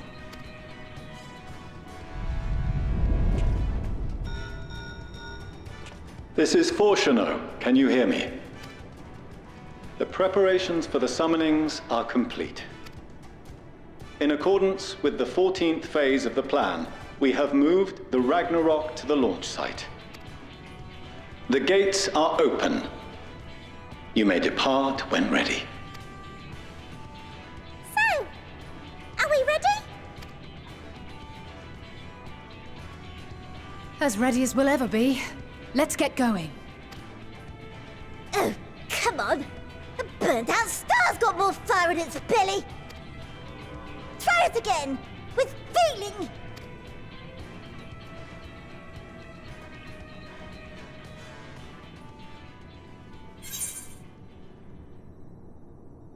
Issue the command to launch.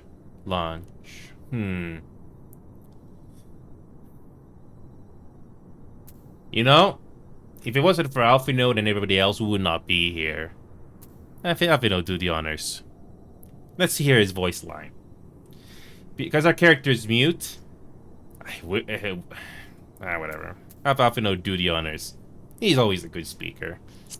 Let's have him. Me? But I... Excuse me. Excuse me.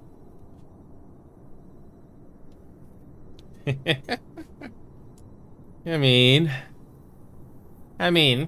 have a moment. Let's have an Alphinaud moment. Why not? No need to be coy, brother. Do it, and do it well. Yep, have a mirror character moment. Why not? If you all insist. Onward unto the distant stars and beyond. Ragnarok, engage.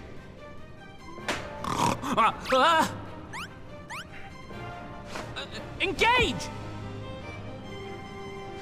Engage! That's how you deliver a line.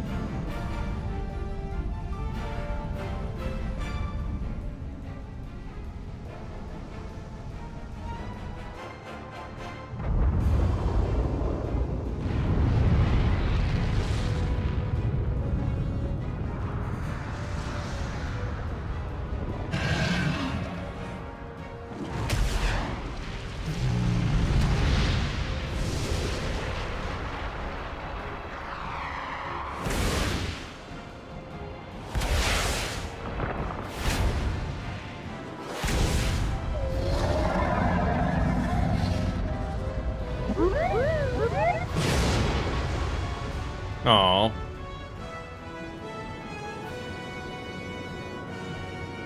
Ah! That I must carry landwalkers into the sky! I cannot imagine a greater indignity! Do not sulk so, for thy mighty winds exist not only to buffet and batter. Nay, they may serve also to thrust forth with vigor! Such is thy glory, and thus it is an occasion to rejoice! So come, let us revel!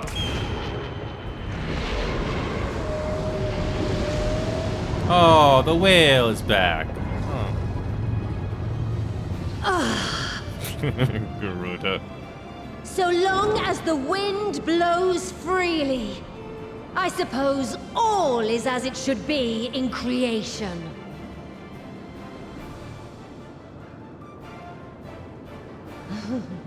I will render unto them a storm, that they may pierce the firmament and fly free! Garuda's smiling for good. Aw, isn't that so nice of him?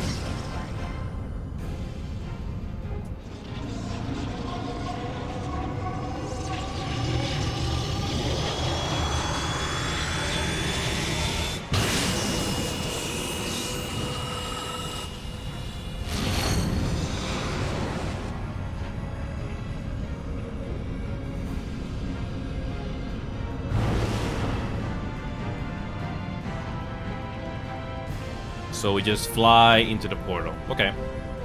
I thought we were gonna do like a Star Wars or a Star Trek thing here, but that works.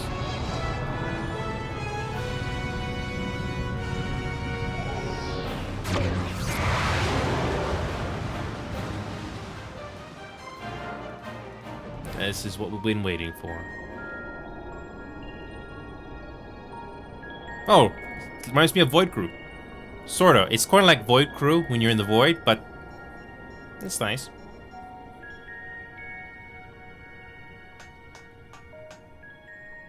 Still in one piece? Good. Sleeping way? Report?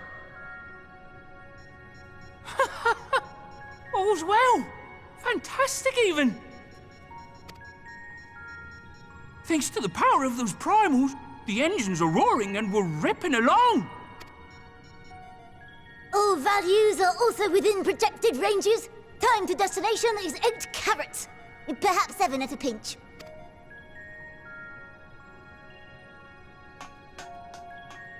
All right, let's go over some points of caution. Our destination, as you know, is Ultima Thule. Lest you wonder, the place is not a star so much as a patch of emptiness. That's the extent of what our equipment could determine, anyway. From what we know of Meteon, she's likely used dynamis to obfuscate her location. So, in conclusion, we'll only know what's there when we get there. The crew and I will see to it the ship's ready to take off at a moment's notice. We'll support the search as best we can, but it'll be your paws on the ground, assuming there is any. But everything will be fine, I'm sure. Hydaelyn believes in you, so you ought to believe in yourselves. Just don't do anything I wouldn't, like waiting too long to use those portable teleporters of yours. Personally, at the slightest sign of trouble, I'd mash the button to bits, and you should as well. Understood. We promise to be careful. I suggest you brace yourselves. We're about to arrive and the vessel will shake a good bit.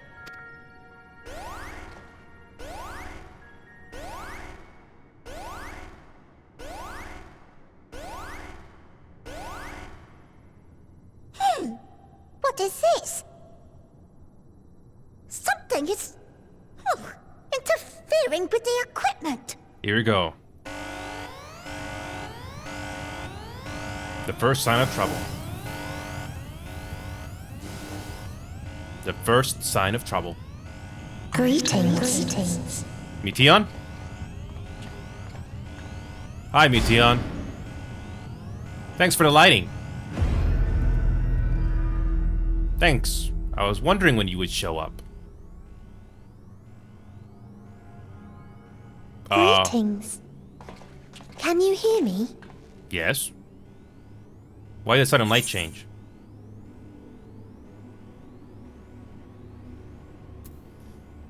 Meteon.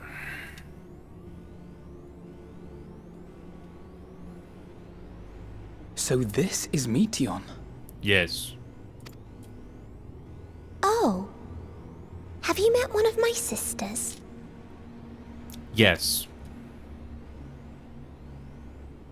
I don't remember meeting you myself. But I do know that you're from Atheris. Yes. Why have you come? All you had to do was wait. I would have delivered to you your ends. Imagine if this was Baldur's Gate 3. You know, in the mid-game, we would actually make an important choice, but I don't think we can do that here. It's a very linear story. But imagine if this was a possible choice. Anyway, I digress. So, We didn't ask for that. No. But, yeah. I don't understand. All life is destined to end. Yes. Yes, we are all inevitably going to die. Although in fiction, you know, some people could live for 200 years, 1,000 years, but at least let life choose its own path. Don't end it forcibly. You gotta love it how everything just goes dark. Just to make this world creepy. Anyway, I digress. I'm just rambling. Why choose to prolong your suffering? I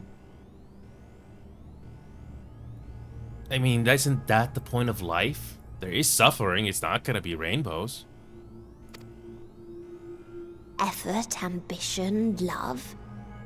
They amount to naught. Happiness, should you find it, is inevitably lost. Stolen away by events beyond your control. Yes, that is true. Yes, some people have unfair lives.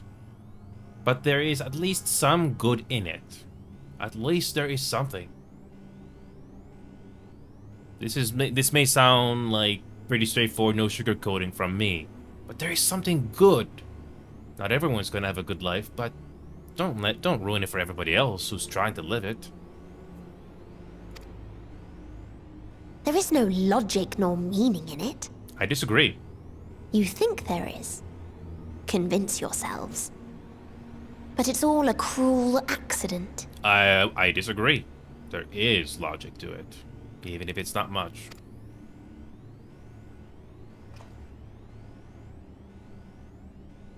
Who's gonna say something? Come now. I speak the truth. A truth you would recognize if you looked up at the night sky. Unbroken emptiness. Cold, dark, and silent. Your world, like every other, is but a blemish upon its perfect fabric. Life is an anomaly. It is unnatural and cannot continue. The sooner you accept this, the easier it will be. Please don't sound like one of those villains from James Bond or Cyberpunk or something. Because it sounds exactly the same thing they would say. Just to be clear, we're not here to argue with you. We know that life is fleeting, and that in the short time we have it, we're not assured happiness. Exactly my thought, Justola. Everyone's thoughts.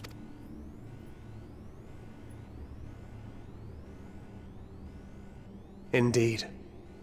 I've seen far more sorrow in the eyes of many I've met. I myself have plenty of regrets. And one day they'll die with me. Gone to dust with my good deeds and unfulfilled dreams. But we accept this. That our existence may seem pointless. That sorrow, rage, and despair will always dog our heels. And we press on regardless. That is why Hydaelyn guided us here. And even if Hydaelyn wasn't here, we would try to live. In her boundless love for mankind, she has prepared us for this trial. And in her name, we have come for you. Something tells me this is not going to be so simple.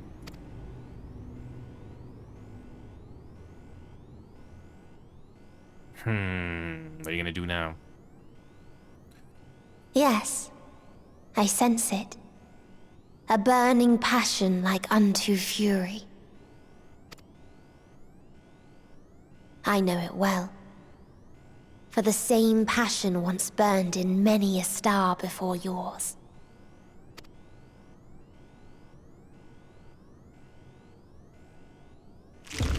Suffocated and extinguished now.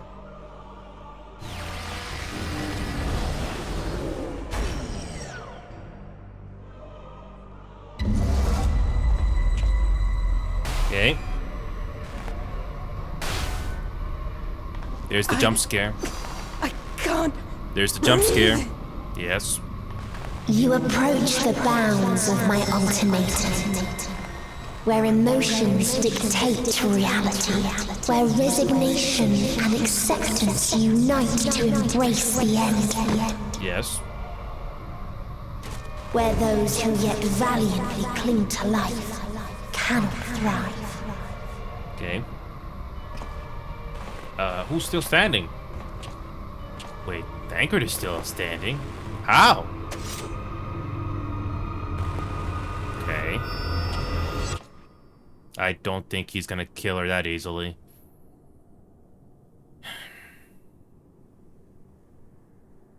How was Thancred still standing after all that?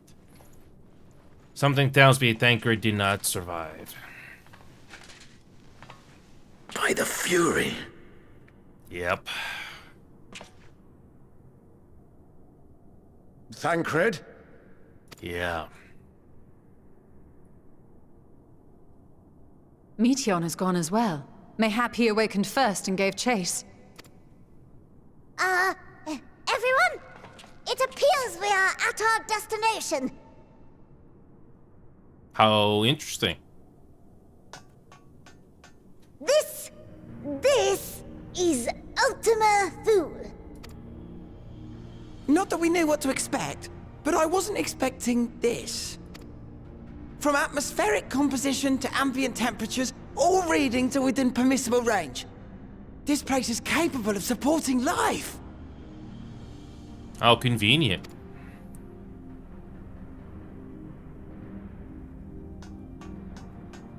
If that's the case, then Thancred may well have gone on ahead. Let's go and have a look. I'm surprised Thancred was still standing after that. Meanwhile, I want the rest of you to perform a full inspection of the ship, as well as a biological scan.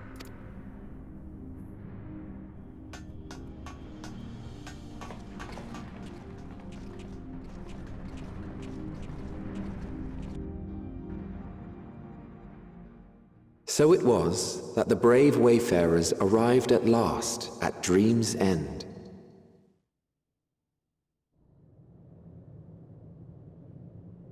In following their path walked and history written, I am made keenly aware of one truth.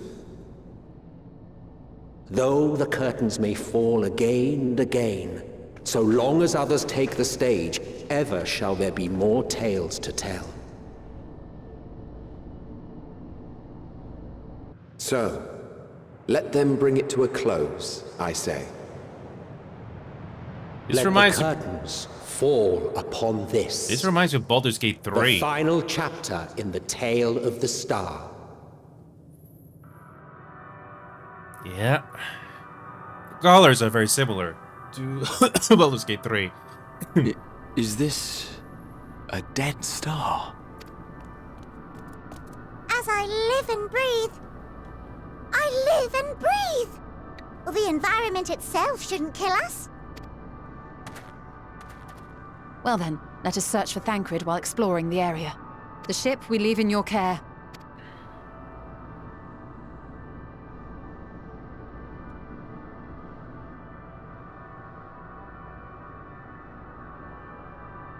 Wow.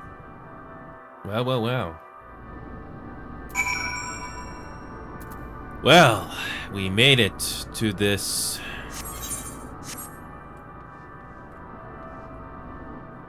Wow. I like the lighting of the ship already.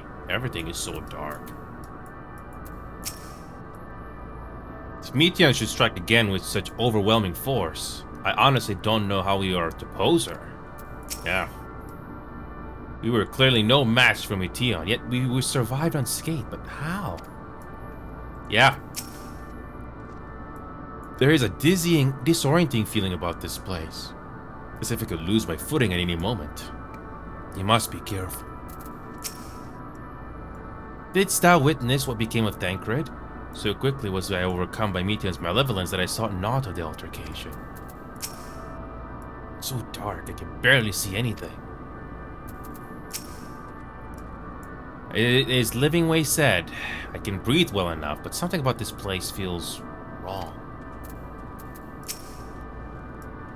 I can't guarantee it'll be of help in these strange surrounds, but I've ready the provisions may note in case of emergency.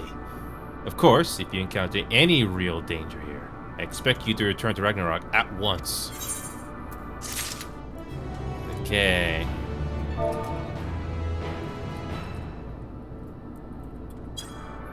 Well, we finally made it to the final zone of yeah. Don't hesitate to make most of the provisions known. There's no telling what you might run out here, or anything if you have to offer might help. But I'd personally rather brave the unknown with a full pack than an empty one.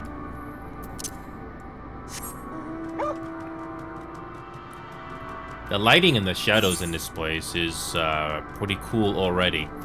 And I can finally say, without a doubt, that there was far more effort in the production value of Mass Effect 2 when you depart with the ship for the first time. Even though it was much shorter, but it was done much better. Then again, I don't know how much budget this game had, especially for an MMORPG or MMO, but... yeah, the Mass Effect 2 departure scene was much better.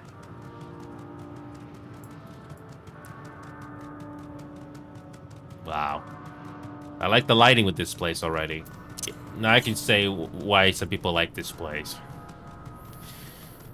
And now that I think about it, Hildebrand is somehow gonna have some crazy adventures here. Somehow. I can only imagine.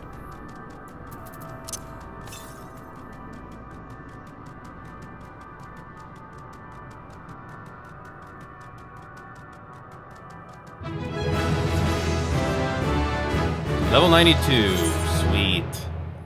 Okay, now we can switch to Dancer. Some easy XP, why not?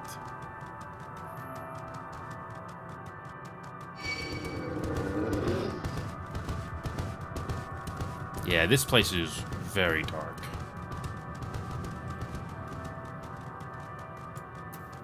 Yeah, this place feels wrong. And I don't know if it's gonna change after you finish the main story for this place. I don't know. Yeah. Well, at least we finally get a payoff here. We finally reach the final area of, you know, of Heaven's... of no, Heaven's Ward. Endwalker. Jeez, what am I talking about here? Okay. But it feels good to have made it this far.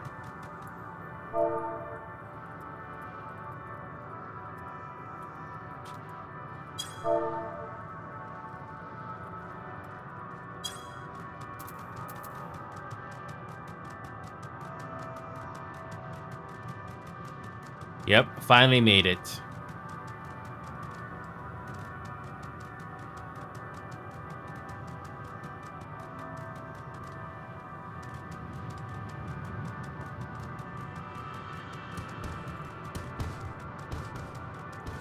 Well, we got our first teleporter here. Does this work, or you need to do some MSQs for it? Let's find out.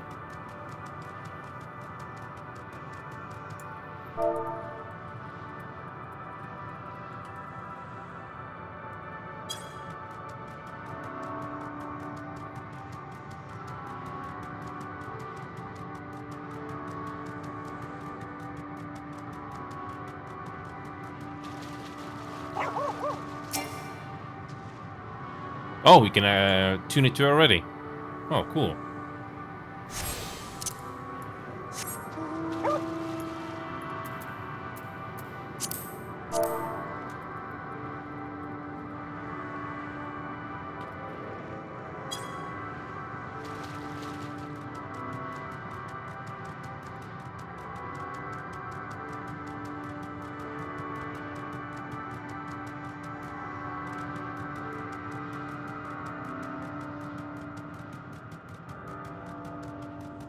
Alrighty.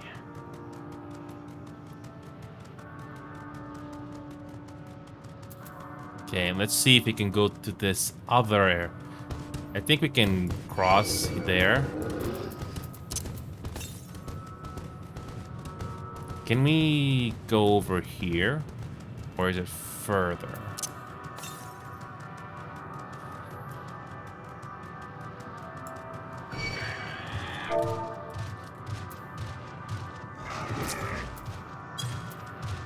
That's fine. I'm glad to have made it finally to the final zone. Okay, it's further up north. Well, we're gonna be exploring this zone just to take a little bit of a break. Yep. Speaking of which, how many sisters are there? I don't think Meteion ever mentioned how many sisters there are. Yeah, I don't know. Does Meteion even have a chance of redemption? Because most of the time, with all the other characters, there really isn't any. Most of the time, they basically suffer the same fate, more or less.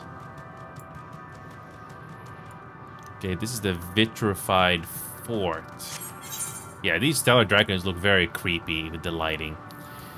It's really well done. Kind of reminds me of Meteion with the glowing eyes. And how did Tancred even survive? I don't even know. And if Remedy's still watching, I have no clue if DX is even available. I don't mind doing Marvel Rivals, but it has to be done with people that we know they can make progress. Yeah, if Remedy's still watching, you and me do whatever we could. I tried to find some other people, but unfortunately we did not have much luck. And the chances of, finding people that, can fight on the same caliber, for close matches or for victory wasn't enough, unfortunately. Some were so one-sided that it was not very satisfying to watch. But I digress. So let's see how much more progress we can make. Yeah, we're gonna explore a little bit, so at least we know where we're going. Yep, this is the final zone. Wave Fesk. Wait, there are living things here? That are friendly? Okay. Yeah, it definitely looks...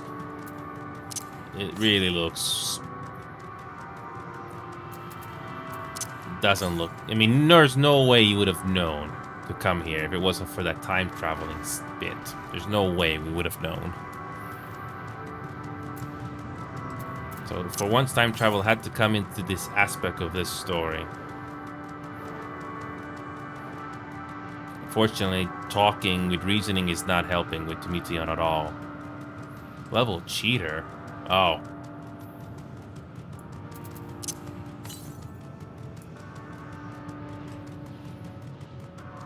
Yeah, the lighting makes these monsters look even more creepy. I like it.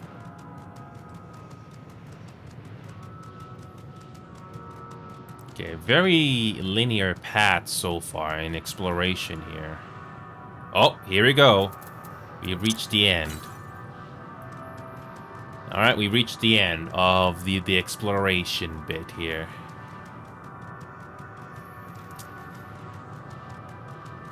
Yeah, we're gonna teleport. It just takes too long.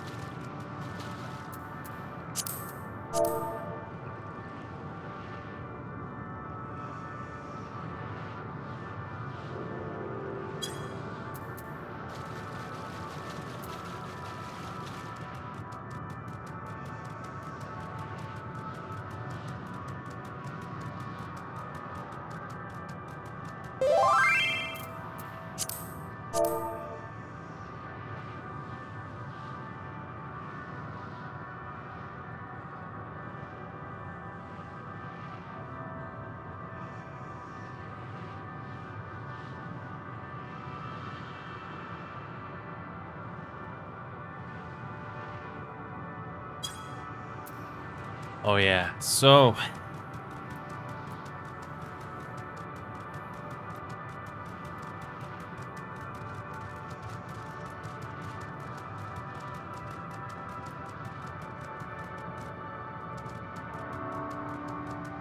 yes, I'm not sure if Nia or Remedy are watching, but I can show you a comparison, if you will. Nothing too long, but something that was done better, even if it was in a completely different universe. But I digress.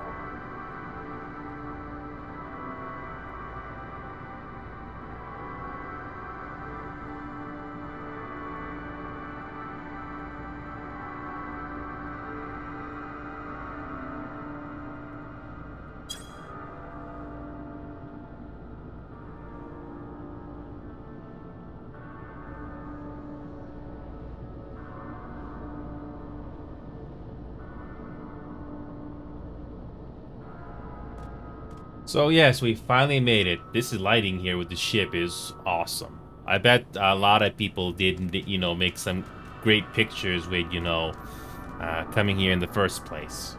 And I bet how many people were just, you know, taking pictures when you found.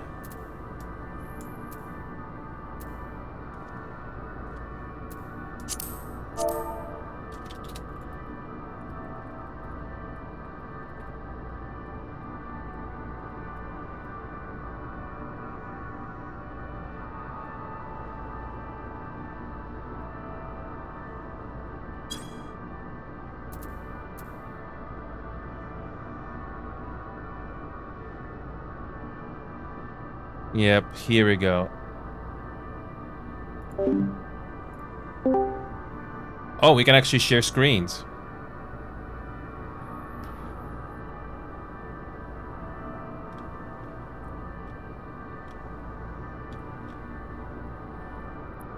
Yep,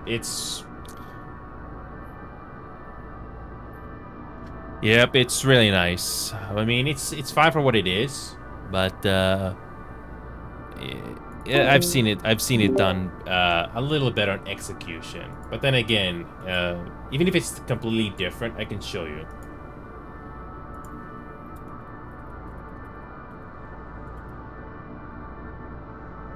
I can show you. I can actually show you the. I can. Hold on a second.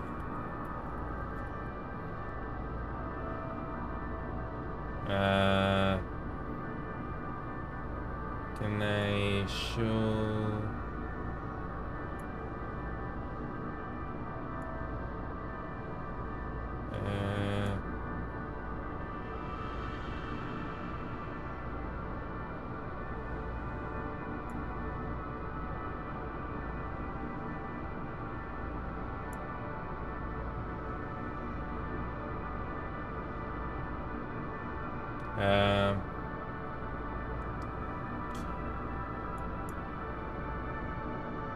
Can I?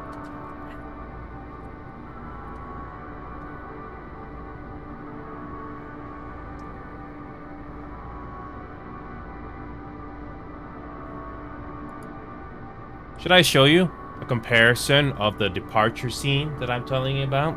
Because I do have it ready to go here. And in my opinion, I feel Goosebumps a whole lot more by comparison. And this was done over 10 years ago. I don't know. If you want to see it, I can show you. But this always makes me feel goosebumps. It's not because it's just the characters, but the execution of because of the execution of it. It's done so much better. Oh yeah, it's I mean, sure, its pacing is faster, but man, it is really nice. Well, anyway, I got it ready off screen just in case. So, the progress, we're gonna continue on. Okay, here we go. A strange new world. Things are about to get very interesting. I wonder why Tancred decided to... I mean, Tancred did... I don't know if Tancred is actually dead. But somehow, that gave us the will to keep going. Anyway...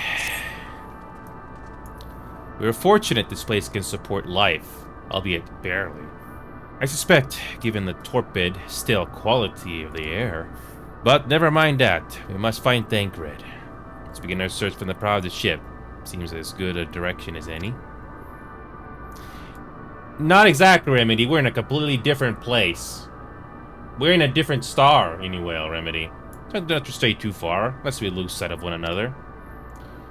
This is the final zone of, we finally made it to the final, we're basically made it to the edge of the universe with this ship, and this is what the place looks like.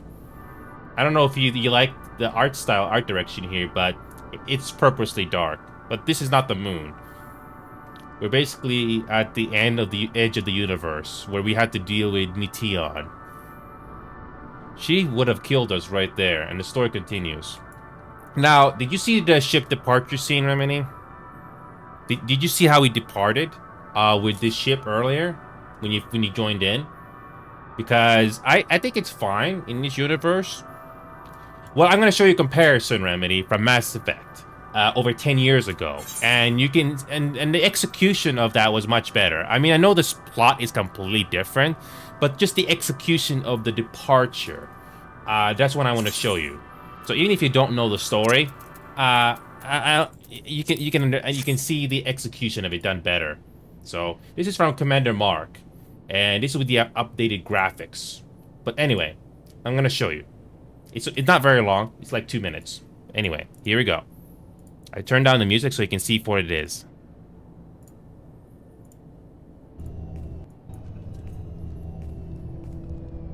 Hey, Commander. Just like old times, huh?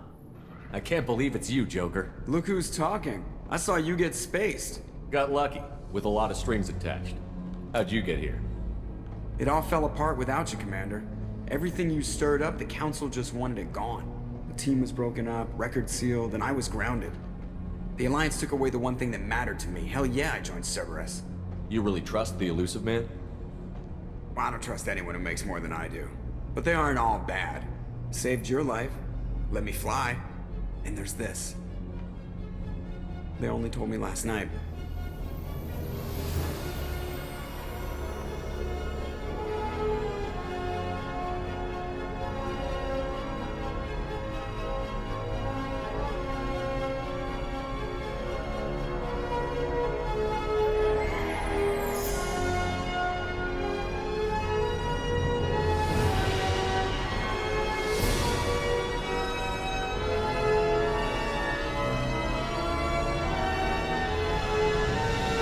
Good to be home, huh, Commander? I guess we'll have to give her a name.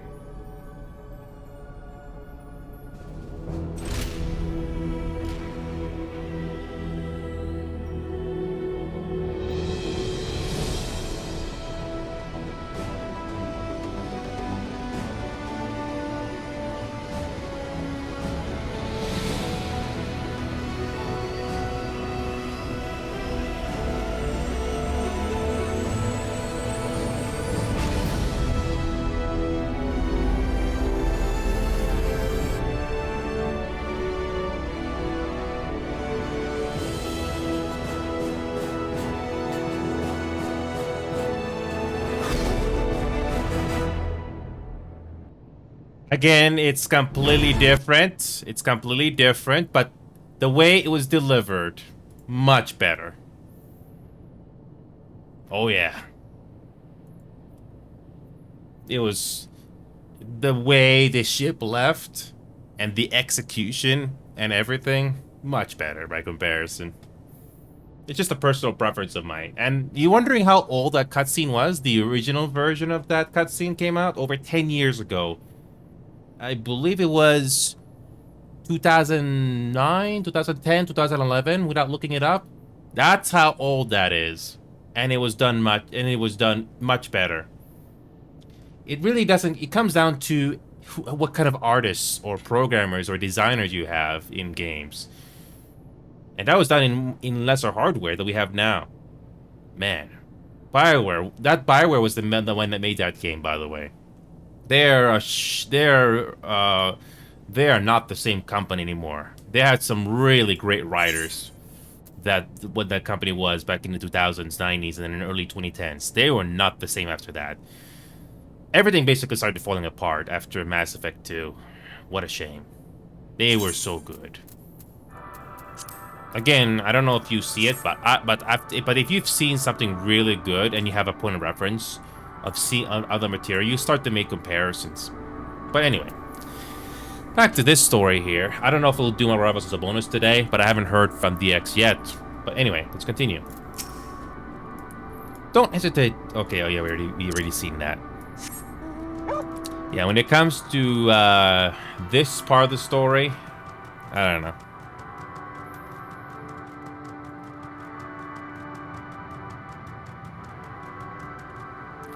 So, Tancred was able to buy us some time. I would not be surprised if Meteion was going to hunt us down one by one with that disappearing act like Batman does. So, since we are in Meteion's realm now, I have a feeling this is not gonna be pleasant. I'm expecting Meteion to make an appearance with a glowing yellow eyes at any moment now. Okay. I see no one else in this barren waste, do you? And why do I feel like we're not alone? Like there's another presence with us. Something dark and mournful. I think you know. We're in Meteion's playground now. What was this, I wonder? There's a structure here in front of me, yes? A tower of some sort. Partially melted. A strange twist of fate. It seems our perception of this place is not so different as it would be elsewhere. The world as I used to see it, it feels as though I'm dreaming while awake. This is more than the faded memory Meteion led us to believe. Yeah, everything looks wrong. These remains have long since turned to ash, and yet they retain their form. Yeah, I wonder why that's the case. So, do we get another cutscene here? Ruins, but of what, I wonder? Perhaps we can find something to help understand the nature of this place. A relic, an inscription, anything. Okay. Okay. Damage the future is 15. Okay. Look here. This part is relatively intact. The intricate design of the top suggests it is man-made, though its builders were surely not men as we conceive of them. Having said that, I swear I've seen this pattern before.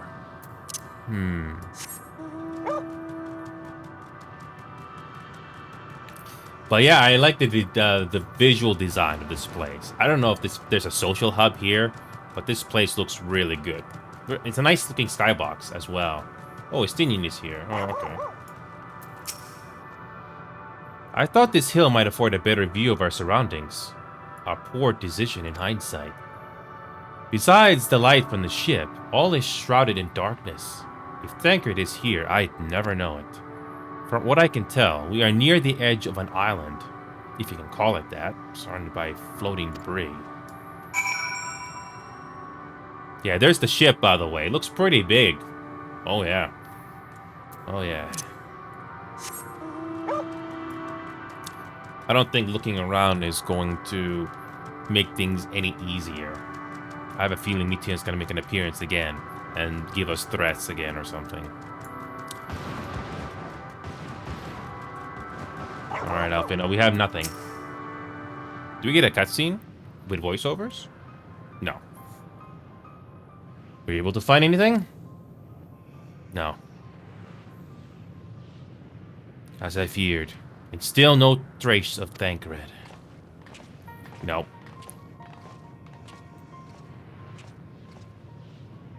There's nothing but emptiness as far as the eye can see, which, unfortunately, isn't very far.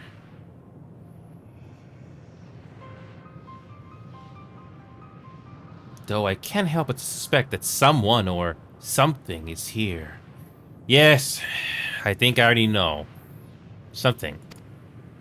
There are times when I sense it drawing close, and then a chill watches over me, leaving me exhausted.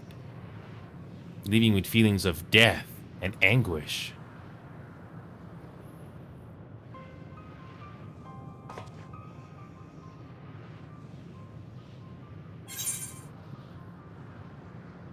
I felt it too when I was near that thing.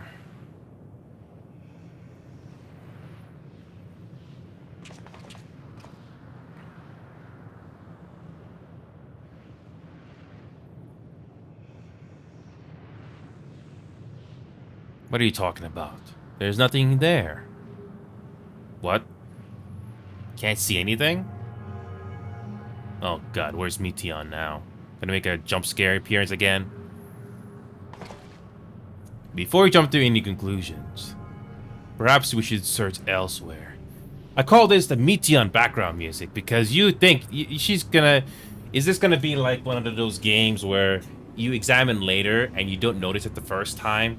You know, like those G-Man appearances in Half-Life 1 and 2 and probably the VR game or something, where you don't notice it the first time, but if somebody actually replays all these cutscenes or look at the backgrounds, you'll notice it, and it's kind of creepy afterwards. Who knows? Agreed. We found only more questions when we are in desperate need of answers. There's a fair stretch of terrain from the ship's port side we have yet to explore. Let us try searching there, then.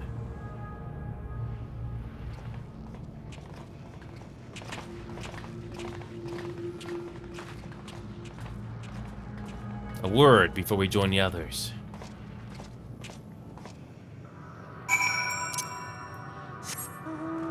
So you can't see these dragons? How is that even possible?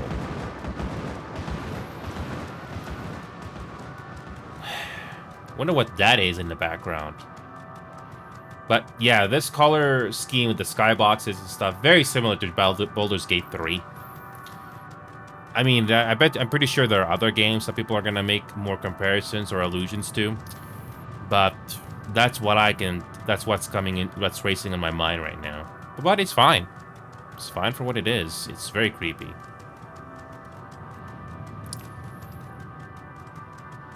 Alright, Estinian. What do you have? You see them too, don't you? The dragons. As I thought, their presence is tenuous at best, but there's no mistaking it. No doubt your bond with Mergarsamir and mine with Nidhogg is what allows us to perceive them. Could these apparitions be related to the dragons that now live on Etheris? Who knows? But better to leave such conjecture to the others. In any case, we must be careful. They may soon find dragons they can see as well. Death and anguish. What happened to them, I wonder? I don't know.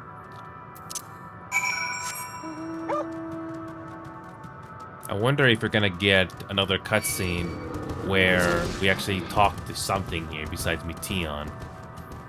Meteon. Meteon, however you pronounce that. But I like the design of this zone. You get what your money's worth, at least.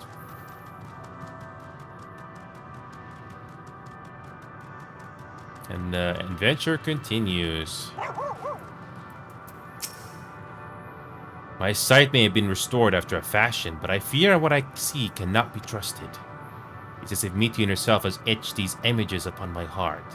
I doubt not that such a feat is within her power, given that she constructed this sanctuary herself. Look, there. Are those ghosts, you think? Surely mine eyes deceive me. This cannot be possible. Dragons. It is true they are not of our world, but to find them in a prison of despair. It seems these dragons have yet to succumb completely to the darkness of this place, meaning the others should see them as well.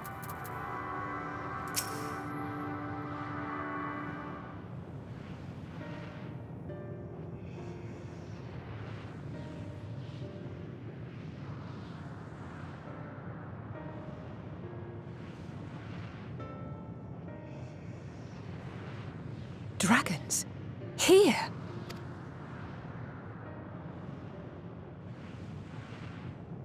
What you see is a memory of a world that once was. What did I tell you about Meteor make that Batman appearance? I'm just waiting for Meteor to just do the freaking glowing yellow eyes and make a random appearance every once in a while. Here we go.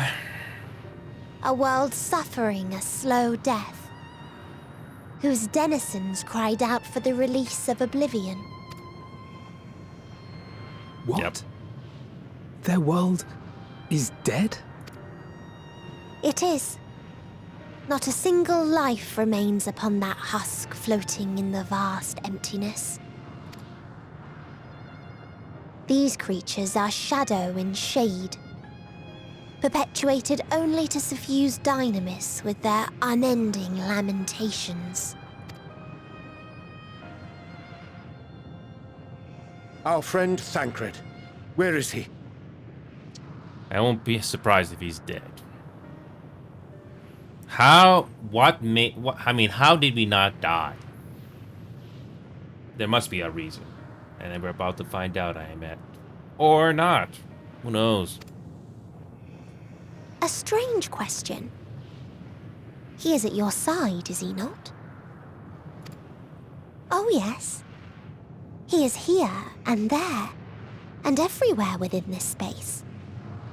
He would tell you himself if he had form to form words. And there's the background music again of Meteor. Of course.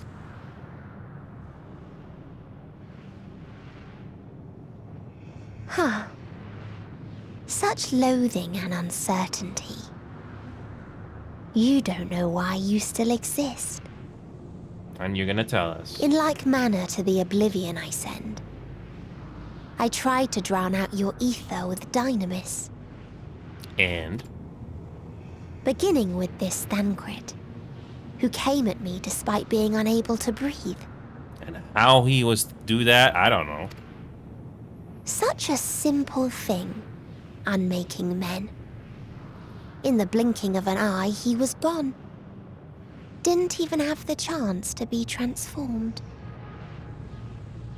Well, of course not. Yet somehow, he managed to leave a slither of himself behind. I mean, thank you, he didn't have anything to lose. What you call the heart? Or perhaps the soul. In his final moment, he cried out from it. A single word. Survive. Yes. That wish proved stronger than the despair that ruled here. It overpowered it, causing this space to be remade. Yeah, but I had a feeling there was gonna be a sacrifice, or there's gonna be a surprise twist. Oh, Thancred survived through something. But honestly, I'm not really surprised at this point. I mean, there was something that was going to happen. I mean, achieving victory, especially during terrible wars, like, you know, the World Wars.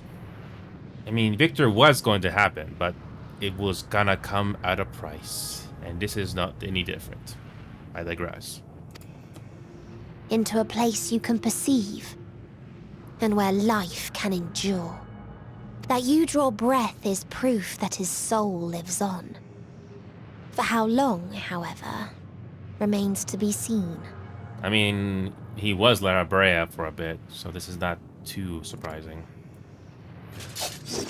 Well then, we should hurry and tend to business. No, that's not gonna happen. Oh. It's futile. You will never reach the true me. Well, we're gonna find out, don't we? I told you. Emotions dictate reality in this space. Such changes as you might work will not alter its nature. And we'll find out.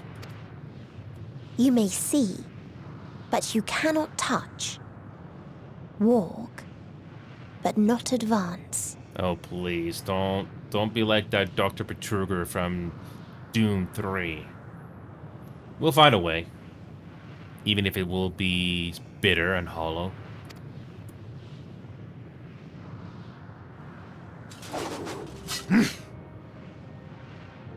Meteon holds too much sway here. How do we contend with a foe who can unmake us on a whim? Oh, we'll find out.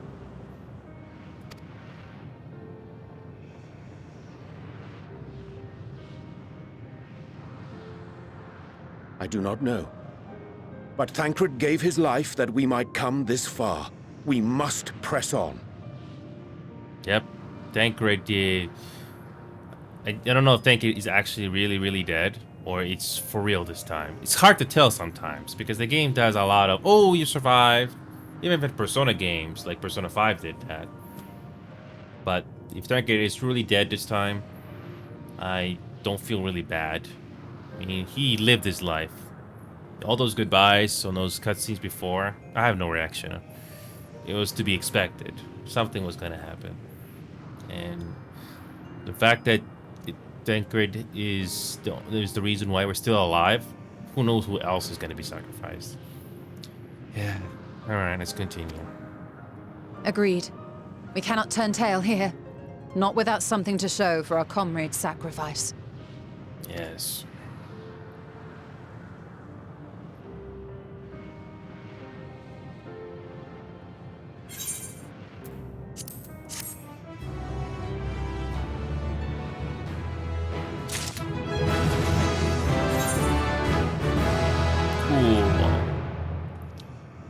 Alrighty.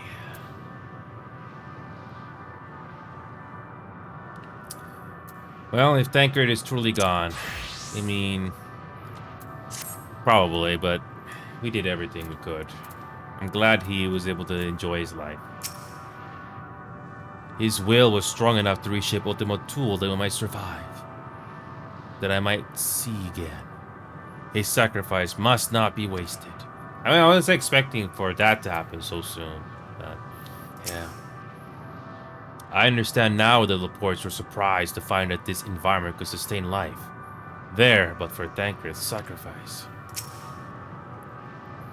He can't be really gone, can he? Meteon herself said his soul persists. That he's the reason we're still breathing. So, then, maybe. Again, that's why I'm not gonna jump to conclusions. My aim is true. I had her. How are we to defeat an enemy we can't attack? It's hard to believe Thancred is able to overcome Meteon's will. Yet here we are, with the price for his victory had not been so high. Yeah. Unburdened wings. Why all these text changes? Must be a... yeah. Soul without body. A form of being with which we are not wholly unfamiliar. Indeed, for we existed in a similar state when residing in the first. The circumstances are rather more dire than that, it is true, but I choose to believe he is not forever lost to us. Regardless, In sacrifice, he had afforded us a chance to prevail. Let us not squander it, and ascertain the nature of this realm that we might confront and defeat Meteon. Estinian, would you mind accompanying me speaking with these dragons? Mayhap they can enlighten us. I would ask the rest of you to survey these surrounds. If there is a path that may lead us to a quarry, we must find it. Very well, we can reconvene here when everyone has finished. Meteon said these dragons are shadow and shade, from a world whose denizens sought oblivion. Excuse me. Time for a drink.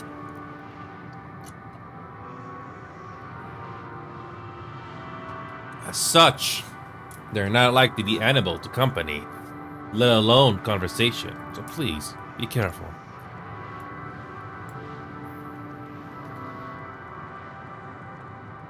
Let us split up and gather what knowledge we may.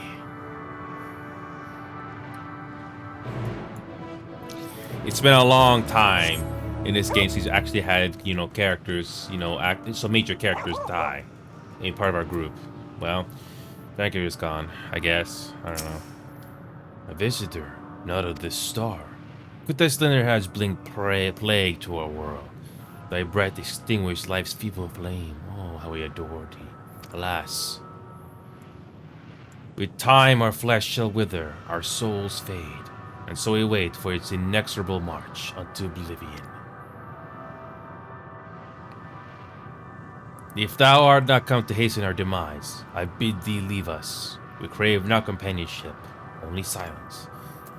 That's depression in a nutshell. That really is depression in a nutshell.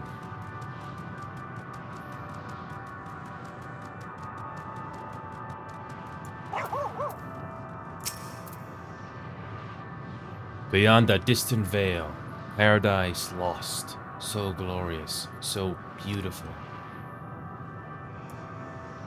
We were a proud and noble race, strength embodied. We knew only love before they came. Metal monstrosities of black and silver. No bonds of blood did they share, nor conviction did they have to guide them. A crushing defeat. Never had we known such shame. Still now are the winds, though none could feel these wings burdened by ignominy. We fly no more, only sink into oblivion. There it is again, the oblivion. It really is a hollow place. And I think we can... How many times is Meteon gonna appear before us and just, give us her speeches? I am gonna lose count. Thou wouldst speak. Folly. I observed the lesson of Stowe. I shall not fly, nor speak, nor roar. Only watch, and wait, and end. But one sight yet stirred my blood, tempted me to raise my voice in lamentation. Amnul, the cradle of unsung dragons. No words, no songs are possessed of the weight to describe such tragedy. Go, if that be thy will, I shall remain. That's not much to go on, but yeah. So, we are no closer to finding out how we're gonna deal with this.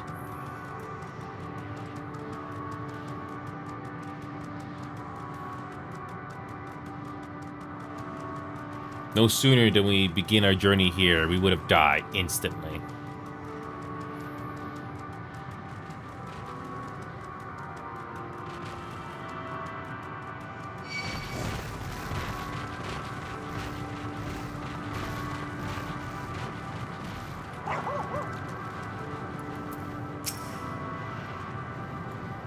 They led you here as well, did they? It was described to me as the source of their woes and proof of their end. I think I'm beginning to see why. It's a hatching ground, or was. I've seen similar on Aetheris. Garzamir's kind must have once lived and thrived in a place such as this. Vitra said his father was driven from their ancestral home by war and strife. This, then, is the fate of those who remained. Let's have a look around. Maybe these eggs have more to tell what happened here. So there's still life here, huh? Unborn dragon. Oh boy. They're dead. What about this one? Contamination.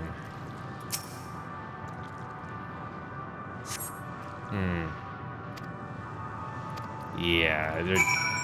And what about this one? So there's something alive. What's this? I thought all the eggs had been ruined. The dragonette was indeed hatched. There is no sign of it here, or its sire, for that matter.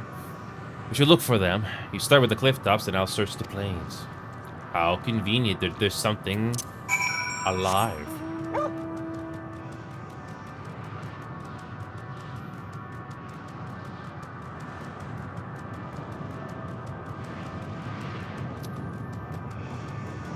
Okay. Still no word, but let's see how much more of the story we can do. I hope this is not going to be padding like before. Yep, I had a feeling that when we were doing all these character moments, I was like, yeah, I have a feeling we're giving us one last chance. Bereaved dragon. Okay. What is this bereaved dragon doing here?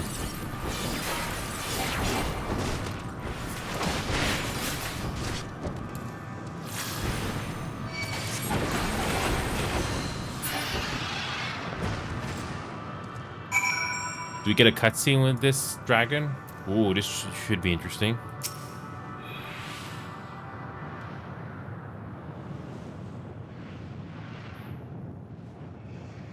The boisterous howling have been quieted. By thy hand, I presume. Everything alright? I heard a dragon or something resembling one.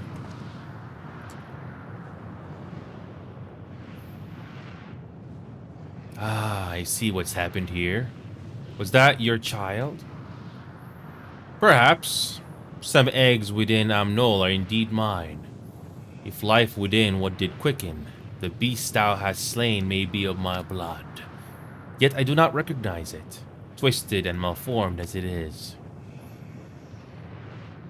Not a dragon in truth, but a reminder of our failure, a testament to our shame.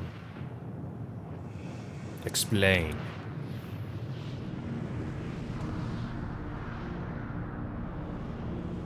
They descended from the heavens, cold, heartless machines, and with them rode war and death.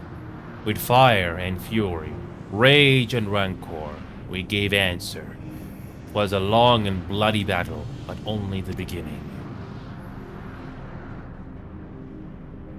Untold chaos and destruction swept over the star. In the end, the invaders were victorious. Yet when they looked upon their prize, they deemed it unfit for acquisition. We were abandoned to our ruin. Survivors sought to put away their shame, to rebuild, a futile effort. In purest soil replete with ether did we once cultivate our nesting grounds. But our lands were barren, and any eggs nurtured in such desolation were fated to rot. What few survived to hatch emerge as abominations. We shall have no new progeny. But there are dragons among you capable of journeying to other stars. That there are. Many would make the attempt, each bearing a clutch of eggs. The richest stars were home to the harshest rulers, and the arrival of dragons incited contests for supremacy. When the fires faded, the wars lost and won. They too were reduced to ash and waste. This is the curse of those who seek a life. Be drawn into conflict, to conquer or be conquered. A vicious cycle we now choose to break. We tire of conflict, of everything. We wait now in sweet, merciful silence, free from strife and suffering, still as stone. Wait, you claim your kind is doomed, but there is another star.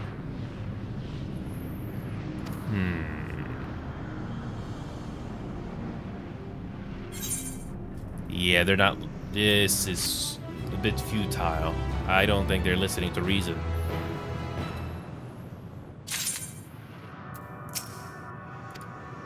They're not listening to reason. There's something more to this.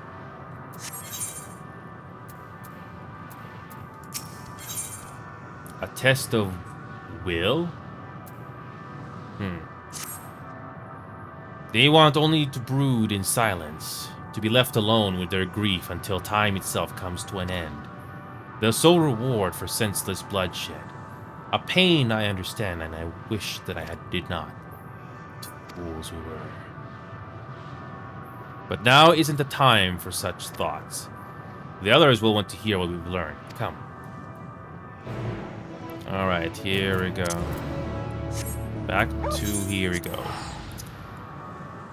Yeah, we are not one step closer to what is going on here.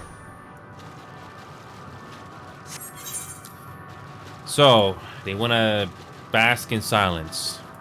Okay. Did your exploration prove eventful? Converse with any dragons? Good to see you made it back in one piece. The more I see of this place, the more bewildering it becomes. We would hear what the dragons had to share with you. Even if it's no different from what they told Oriange, it would have value. I chanced to gain audience with several dragons ere we returned. Oh, I expect their tales are much of the same as you heard. Those you heard. With luck, they'll have learned something to help us devise a plan of action. We were able to establish any meaningful contact with the dragons? Well, sort of.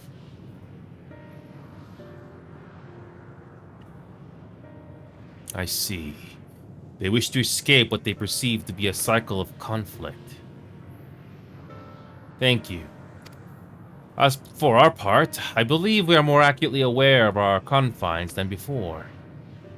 We started by traversing the perimeter of the island, to see if there might be a path leading off it. Sadly, there was nothing to be found. There's no small amount of debris floating about. Could there be enough to serve as a bridge to lead us elsewhere? No. I considered that, and so I tried throwing a stone onto a potential platform to judge its integrity. But it never reached its mark, as it crossed an invisible threshold just beyond the boundaries of this island. It vanished, only to reappear above me and fall at my feet. I would not be too quick to presume that what we see outside this space as it appears. Which is why I returned to the Ragnarok and asked the Leports to search for a potential path. However, the ship's instruments failed to provide conclusive data on the surrounding area.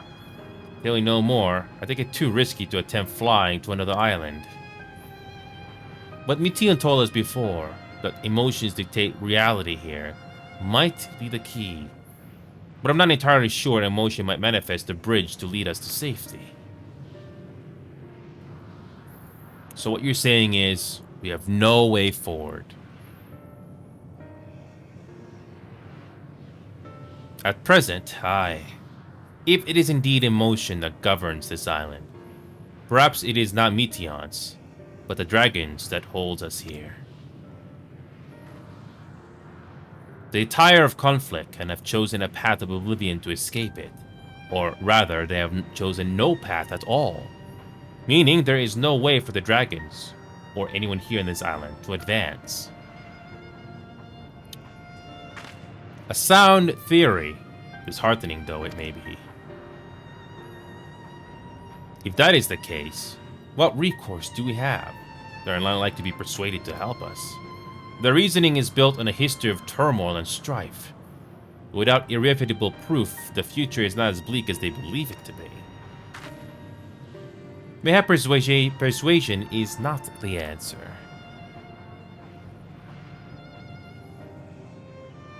Meteon meant to unmake us, then and there on the Ragnarok, and she would have succeeded if not for Tancred's determination. She conceded it was strong enough to overpower the despair that otherwise rules Ultima Thule, and reshape it to a degree. Perhaps it can be done again in a like manner, by overpowering the prevailing emotions. 'Twas Ultima Thule's architect, Meteon herself, against whom Tancred did pit himself in a clash of wills. Though I marked no leader among them, as such, I did chance to encounter a dragon possessed of despair far more potent than most. Potent enough, mayhap, to dictate the course for others, and thus their domain to follow. He spoke but few words, carefully chosen, their tone and timbre alone threatening to rend my heart in twain. Challenging his desire to remain may allow us to alter the island upon which we stand. Alas, I fear my vaunted rhetoric availed me not against his calcifying heart, but mayhap one of you will fare better.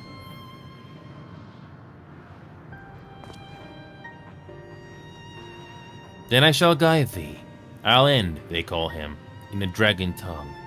Thou wilt find him nearby, eyes fixed upon the water. Well, what do we have to lose? Let's get going. Yeah, I mean, I kind of knew Endwalker was going to be a one-way journey. Everything was pretty much straightforward. And then the ship. And then the ship travel started.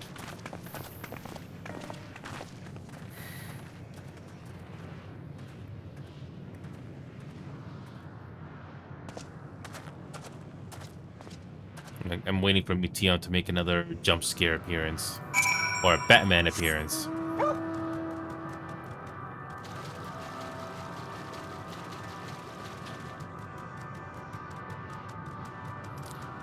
So, what are we going to do? So we're gonna make some changes around here. That's what the game is telling us.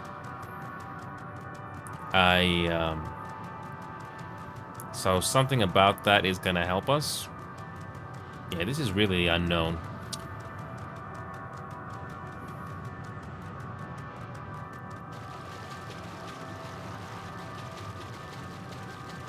Okay, so we're gonna have a conversation with a dragon. Okay.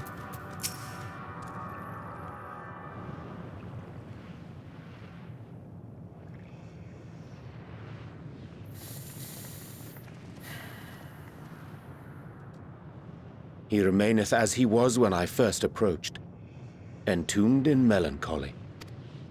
I see. Perhaps I could... I'll handle this.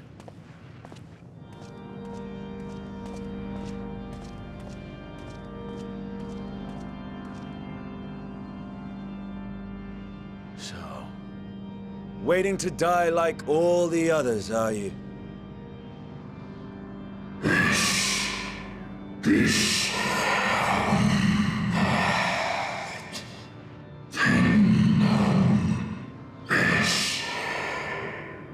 Oh, so they're talking like... So they're talking like... So they're talking like the same people from Shadowbringers. Got it.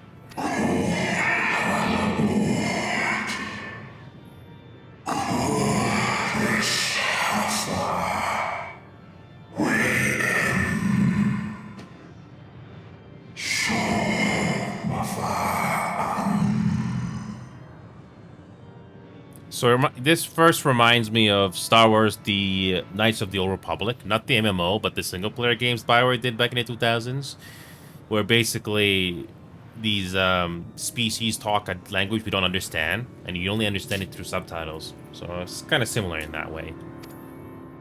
So you say. Yet your kind has found a new beginning on our star. One of you braved the Expanse, bearing with him a clutch of eggs. They and their children now rule our skies, their song heard by all.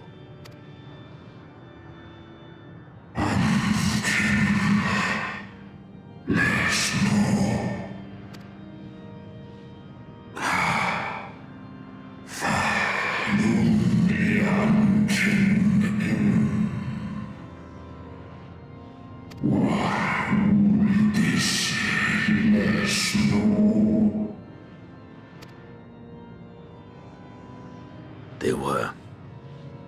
They suffered much, and repaid their suffering in kind.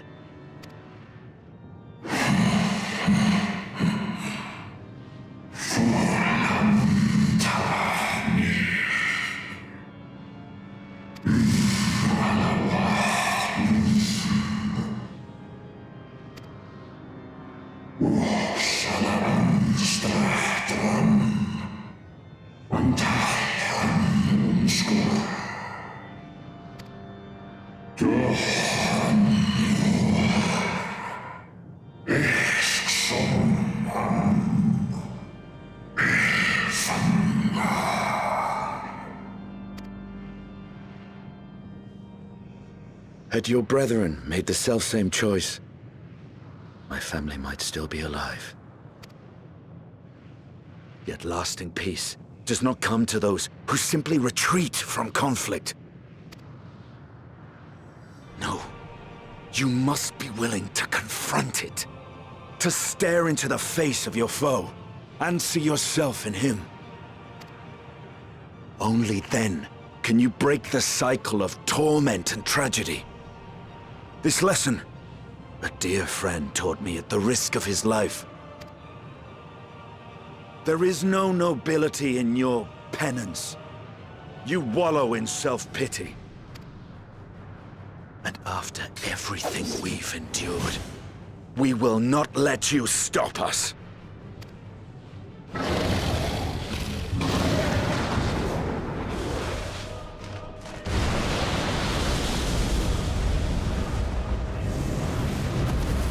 Estinian! Stay back!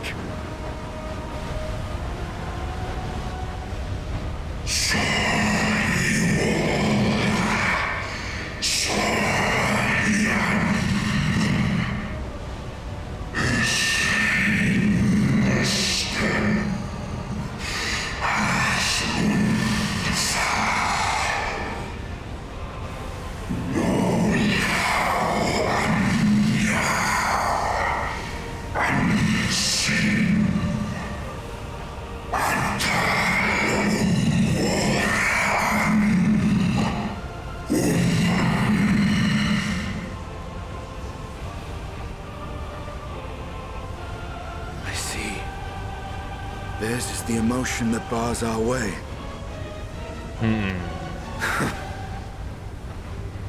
The rest is up to you.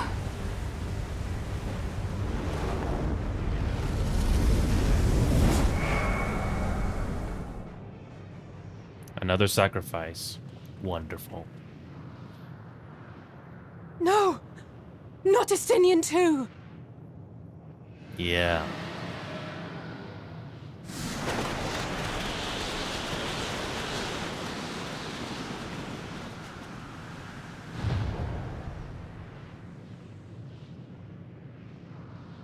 There's a wind.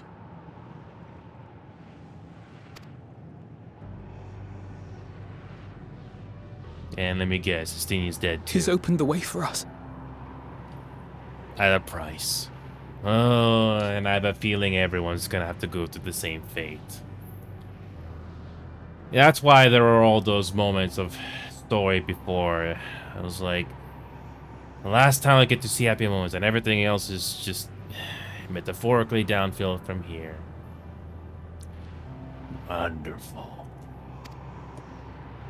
Sacrificed himself to remake this place, like Thancred did. Unless there's a twist at the end or something where they appear out of nowhere. Who knows? But, you know, I'm not really surprised by this turn of events. It was like, something was going to happen. If anybody actually bothers to go to the previous broadcasts or VODs, if you can find them. When I first started in this expansion, I had a feeling that after all these years, something was going to happen. And I am honestly not too surprised. Going through depression for many years, without the help of pets, even though I could have had one, you know, for when I was growing up older, I had a feeling something was going to happen. And I have a bad feeling everybody else is going to go through the same thing. Unless the game is going to do a surprise, like, hey, we survived, but I don't know. I'm not expecting it. It could be for real this time. Who knows? Because I'm surprised all this main cast survived through Stormblood, Shadowbringers, Heavensward. But anyway, I digress. I'm just talking, I'm just theorizing at this point. Yeah. Yeah. Oh, Alphino. I have a feeling everyone else is gonna do the same thing, too. Yep. Come. Let us follow the wind. It will not lead us astray. He would not.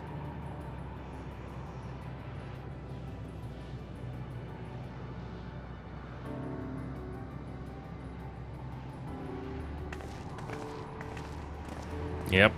This would be a one-way journey. It means the freaking name, Endwalker. Is Meteon watching us from behind? Above? Or somewhere? No? No? Okay. I thought Meteor was going to make an appearance at some point, but no. Wow. Again, let's not jump to conclusions here, because who knows, maybe the game will do a surprise thing at the end. They did the exact same thing with Persona 5. So, I don't know if it's gonna happen here, but let's just say that I have accepted the fact that bad stuff is happening here. Yeah, I don't think this is gonna be a happy ending. I mean, the game basically gave us all these happy moments with all your characters one last time before the trip. So this is not really a big surprise. And the fact that there's so much more here to explore, meaning there's more sacrifice needed. Great.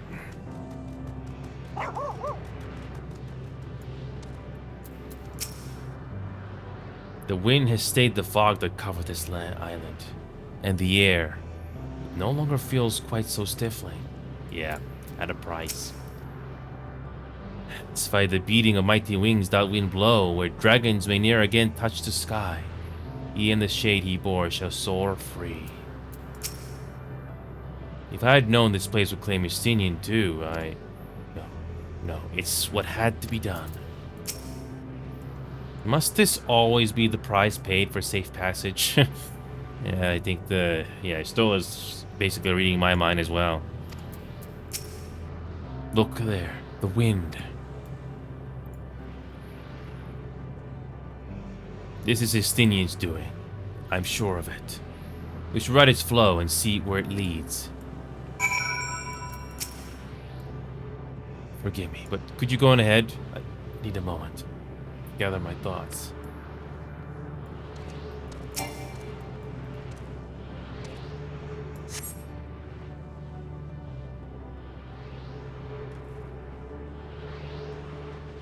Yep.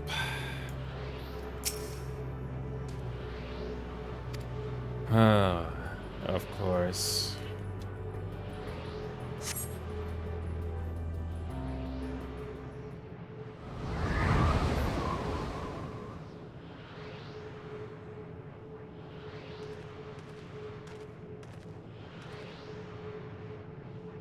He did it.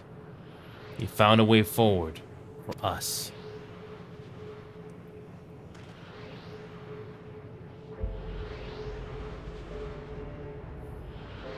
The dragons remain trapped within a prison of their own making, lamenting the horrors of war. Yet Estinian knew better than most. He was a man of honor and a dear friend, willing to fight to the very end for what we believed was right. And he's still fighting, Alphinaud, just like Thancred. Their sacrifices are why we can survive here, why we still have a chance to stop her. Even in spirit, they're unwilling to give in to despair, and we mustn't either. Alize is right. We must press on, for their sake.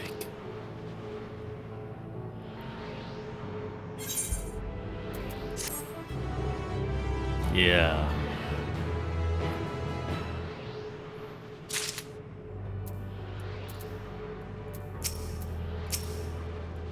We have to keep going.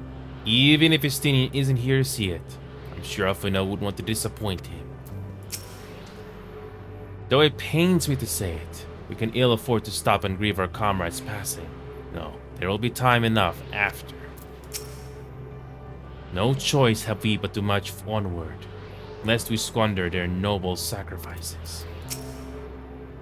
To feign bravery with bold words is simple, man. But without the strength of will to match, we are powerless against Dynamis. Not less than unshakable conviction will suffice, which makes me question if I'm up to the task. Roads paved, sacrifice. As your stolen analyst said, we must continue.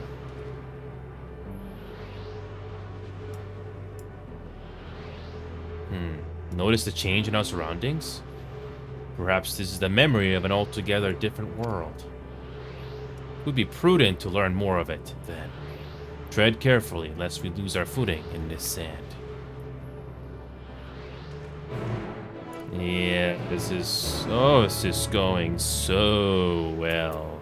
Oh, great. Yeah.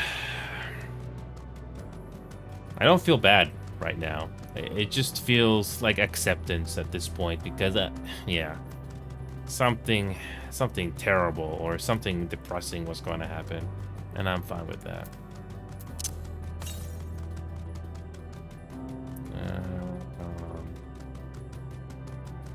Where is this? There it is. The very first of this zone.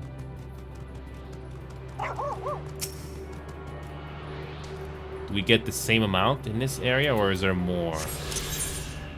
Yep, it's the same. It's the same.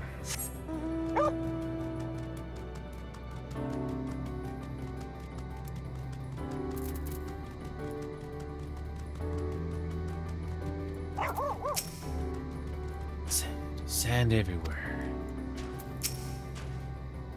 If not for the light emitted by these glyphs, might well have overlooked this monolith.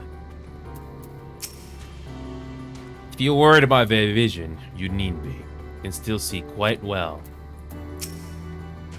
Another seemingly barren world. For mercy, the air is nowhere near stale, but still quite dry. The sand will no doubt prove bothersome in due time. Were it not for the violet crystal embedded in its surface, it would appear as ordinary stone. A curious script had been etched upon them. Alas, it is not language with which I am familiar. I cannot say I recognize it either. Nor I. The dragons, from what I recall, preserved their knowledge in song and eschewed the written world entirely. So I may assume this is the work of another race. One we have yet to encounter. Metian claimed the dragon's world suffered a slow death, seeking the release of oblivion. What life we find here, like as not, doth win its way towards a similar end. What do you suppose that is over there? Not sure, it's hard to make out this distance, but its surface seems to bear the same crystals as this monument. Meaning there's a chance we may find whoever built them both. We should go and have a look. Come on.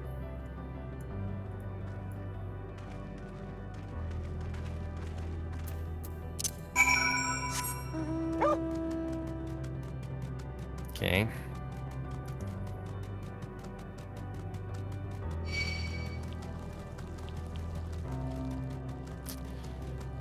Oh boy. A drifting ear? Eon? Eon. Oh. A ghostly figure. That's the... I think that's the first time we've seen stuff like this in a very long time. First time we see these things.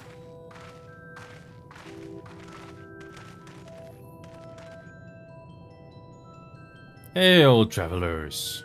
This is a most unexpected occurrence. Oh, they can actually talk. Okay.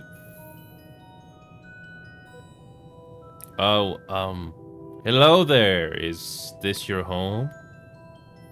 Indeed it is. Forgive me. I had forgotten. An exchange of introductions is expected when first meeting those with whom one is acquainted.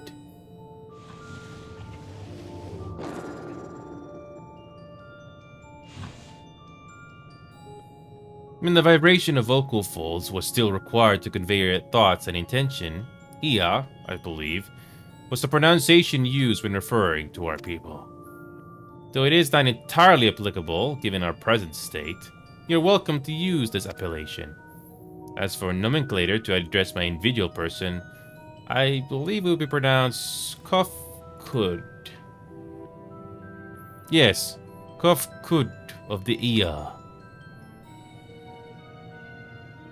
We have encountered beings that communicate intermittently through thought, but never one that is wholly without voice.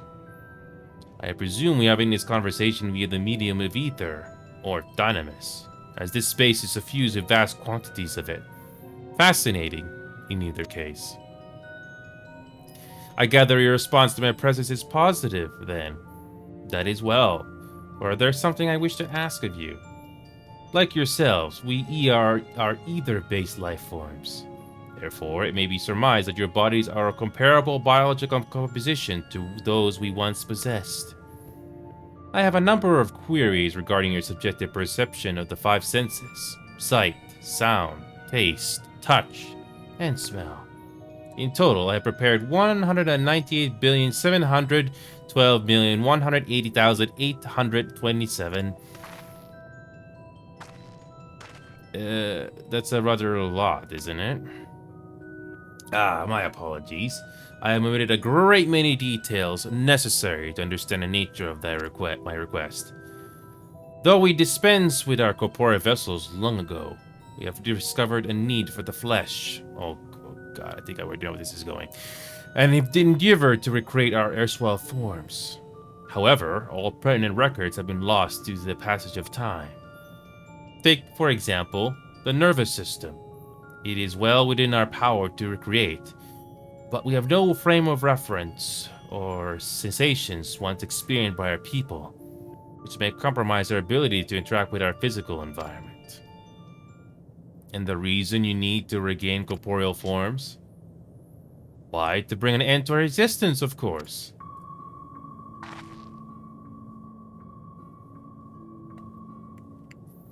Though need is perhaps too strong a word, it will be a simple matter to unmake ourselves through use of etheric exsanguators. But such a death seems inadequate. The traditionalists among us believe proper death requires an inescapable sense of impermanence in one's final moments, an experience found only with bodies of flesh.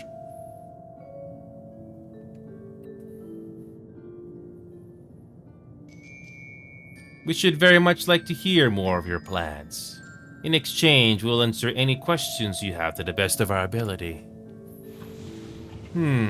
Such an exchange of information would indeed prove useful. Very well. To ensure a facetious exchange, I hereby invite you to our home. Yes, the abode of the Ia, where the traditionalists prepare for our demise. I presume your concept to answer questions is indicative of a tacit approval of our plans? In which case, your cooperation is greatly appreciated. I must caution you, however, to be mindful of the wandering the desert. Their desire for bodies of flesh could be described as overzealous. Now, if you will follow me. This is going rather smoothly. Not that I'm complaining, mind. Even so, we mustn't forget their aim is oblivion, much like the dragons.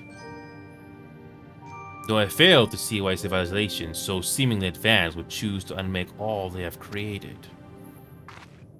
At any rate, we will find no answers down here. Let's be on our way. I have a bad feeling where this is going, with these people in particular.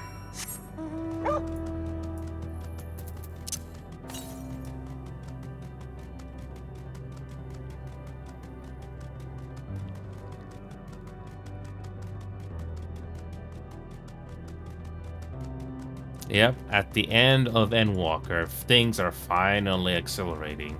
In a very depressing manner, to say the least.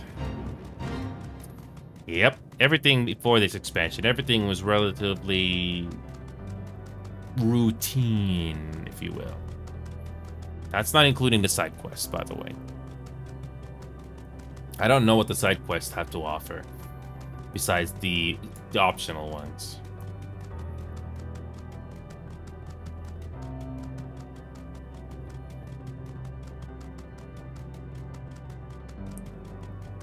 Okay, let's do the teleporter first.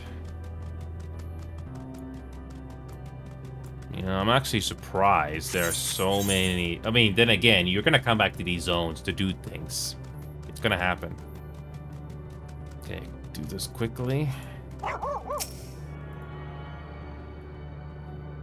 do like this area. It looks really depressing at the same time.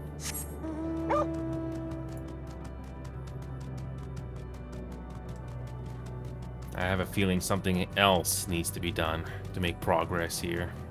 Lovely.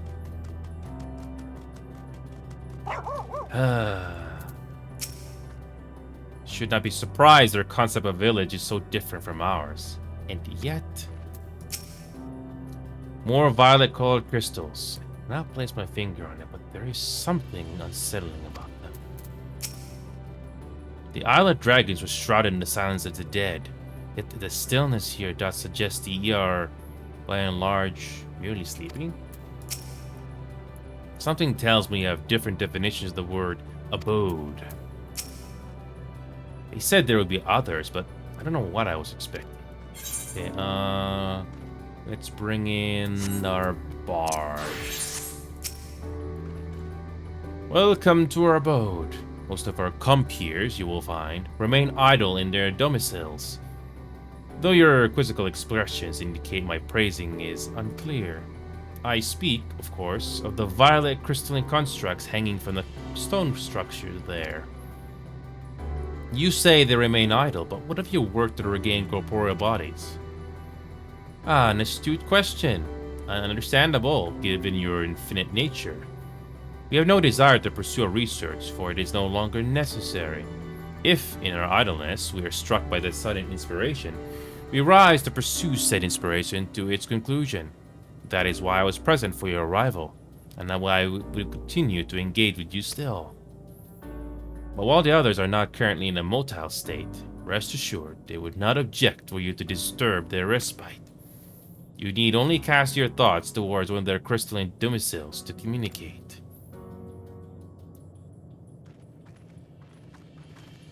Okay. Even should they elect not to emerge, you need but cast your thoughts to the crystals to communicate with the within. Okay. Okay.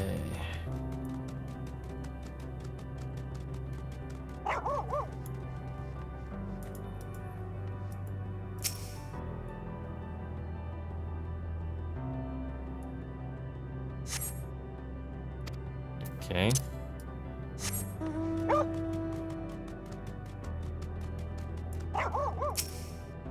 What about this one?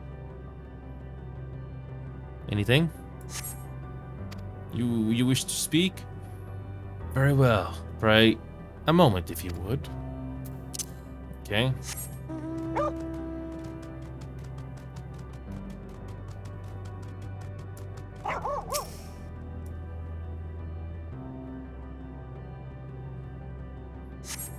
Why we seek our end, you ask? If you wish to know, I will tell you. Just a moment. I must remember. What form did I take when last I emerged? Okay.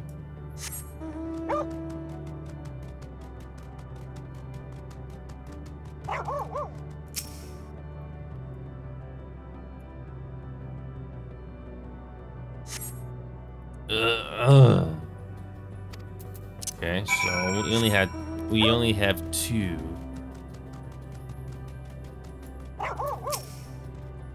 Yeah, if I heard correctly, the Ia with this crystal says it'll emerge from within shortly. Do you suppose they'll appear as Coffer Does does? Yeah, I don't know.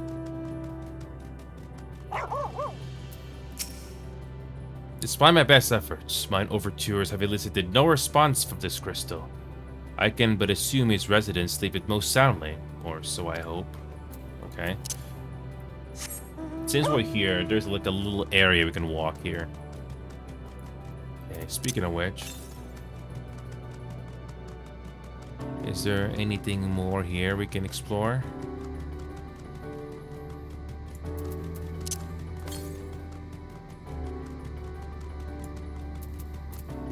Okay.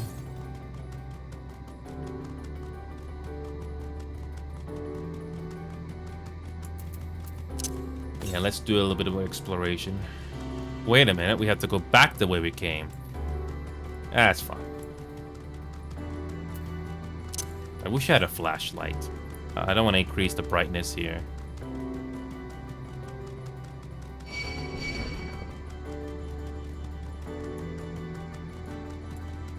Okay. I think we're gonna approach the edge of the island here. I think. Is there anything here?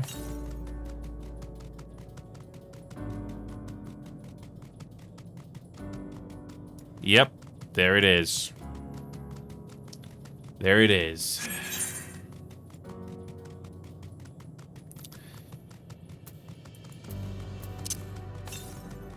Okay, we're gonna go back there, and hopefully can find this next one. And we should find this current over here somewhere. And then we're gonna talk to... We're gonna finish this little quest here. Okay. So there must be one here.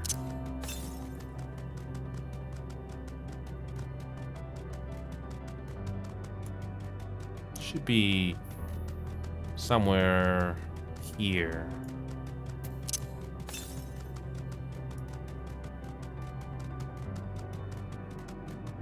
Wow, these backgrounds are huge. I love it.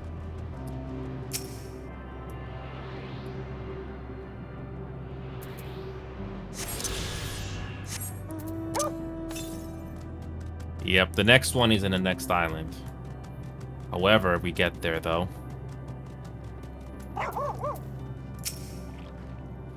Is it not strange they lack passion to research that they would which they desire above all else? If you are fortunate, the air residing these crystals will shed light on this contradiction.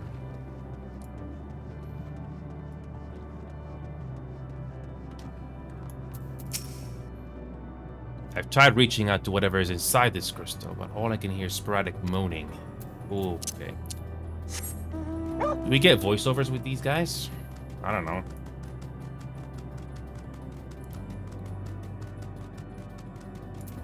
I'd be surprised if you do get a voiceover cutscene here. Did your inquiries yield satisfactory responses? I see.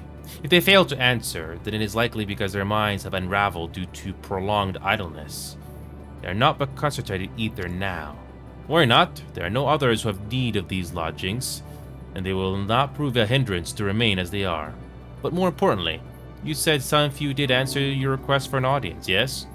I imagine they will be with us here long. Fresh abandoned.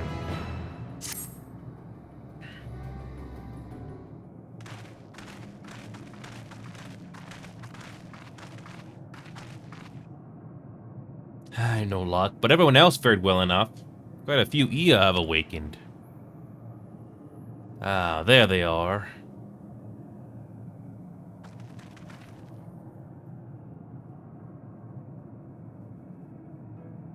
May I introduce you to Lagla, Dudek, and Nidek.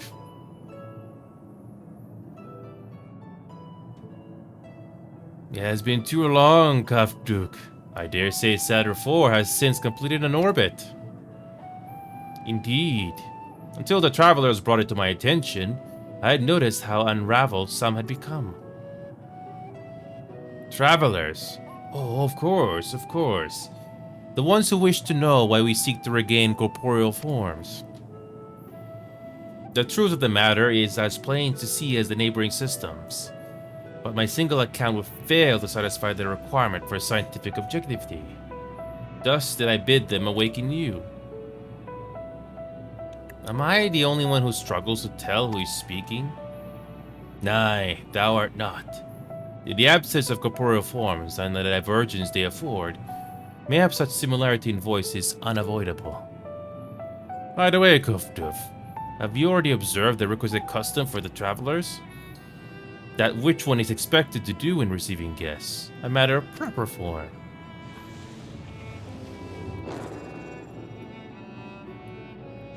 Ah yes, so long has it been. It completely escaped my mind, and still does. But what was it again? Can't seem to remember.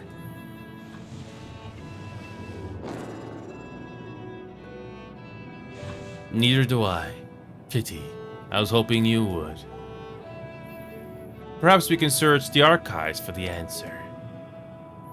Come now, Nidik. The archives have long been frozen, lest we subject ourselves to further dolor. Surely you recall that much. Ah, of course. Food. The custom is to serve food. Beings of flesh such as they must regularly replenish their ether. By contributing to their replenishment, we communicate our friendly intention. That's right. That's right. We duly invite you to join us in the communal repast, after which we engage in leisurely conversation. If you had a chance to learn something, then I see no reason to decline. Excellent. If you would care to follow, we shall feast you in the purest ether. Are we actually gonna get a meaningful conversation here in voiceovers? This should be interesting.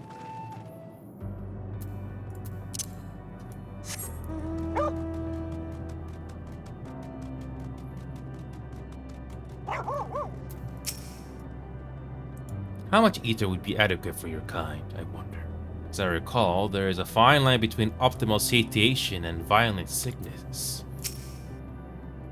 Throughout the universe, but few races have completely shed their flesh as we have. As a result, we seldom receive visitors from other systems. Extreme differences can inhibit meaningful interaction, you see, and none would more so than those which affect communication. Most entities, for example, cannot even comprehend our words. You are rare indeed in your ability to do so. You avail yourselves of dynamis, yes? It is an impressive application, even if it is ultimately pointless like all the rest. To think that I've forgotten what had become of the archives. How much has my essence deteriorated since the last I was awake? Not that I'm averse to having my mind fade away in this manner. It isn't so unlike the natural degradation of one's flesh. How delightful. This facility is where we replenish our ether. There is no particular name for it, but we traditionally sometimes use the word restaurant. Now then, if you would take place with your comrades, the space will soon be awash with purest ether. Please absorb as much as you like.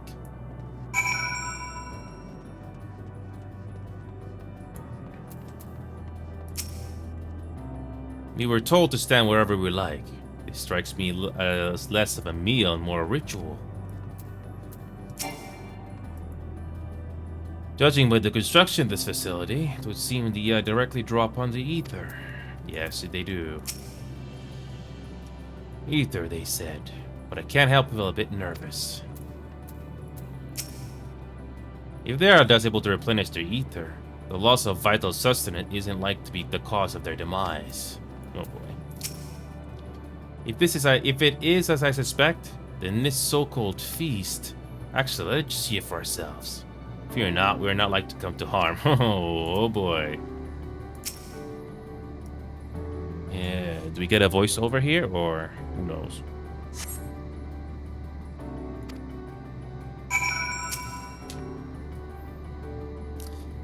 Oh boy.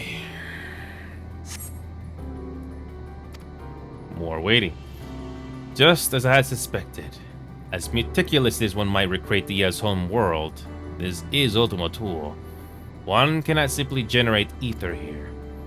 As recreations, our friends are oblivious to this fact. to the very truth of their existence, much like the phantoms that recruited Amaruth.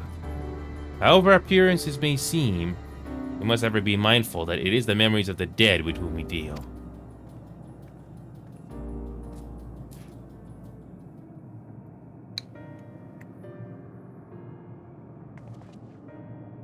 So, did you have your fill of ether? Alas, we couldn't absorb it. A deficiency in our forms, it would seem. Oh, how very unfortunate. May I ask how you normally replenish your ether? Well, we will tell you.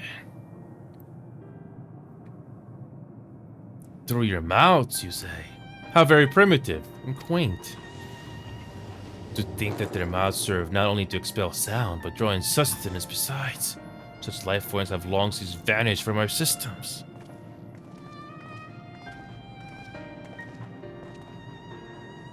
Though we regrettably could not partake of your magnificent feast, rest assured we feel your welcome most keenly. In the course of acquainting yourselves with your sophisticated ways, however, you could not fail but wonder, wherefore do you wish to obtain vessels of flesh and dens to vanish? Will you not favor us with an explanation? Your flesh and blood beings are always so hasty. It does have its charm, however. Very well, we shall indulge you. In the beginning, when the Ea yet possessed corporeal bodies, our ancestors dedicated themselves to the pursuit of knowledge and technological advancement. By transcending all limitations, we believe we would eliminate sorrow and abide in true happiness. From the tangible, such as land, to the intangible, such as labor, there exist myriad hindrances to progress. But the most confining of all was the flesh itself. Our natural lifespan was distressingly middling, you see. Too short to enjoy unhurried lives, yet too long to be considered disposable. Furthermore, to simply maintain the integrity of our bodies demanded considerable resources. But we managed to solve this problem. After long years, we discovered how to become non-corporeal entities with everlasting lives, untroubled by the failures of the flesh. Thus changed, we had more time and freedom to continue our scientific pursuits. We went on to make ever greater strides in our quest to transcend all limitations, until we finally decided to challenge the last of them all, the limit of knowledge. This is to say, deciphering the laws of creation. We sought to discover how the universe came into being and explain all extant phenomena, and thence predict the future. If we could but achieve this, we believe that we'd be free from uncertainty and anxiety. And did you find the answers you sought?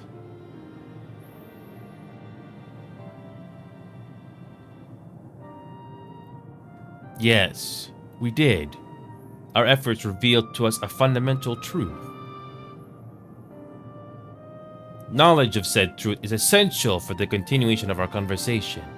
If you would learn more, we will share it with you.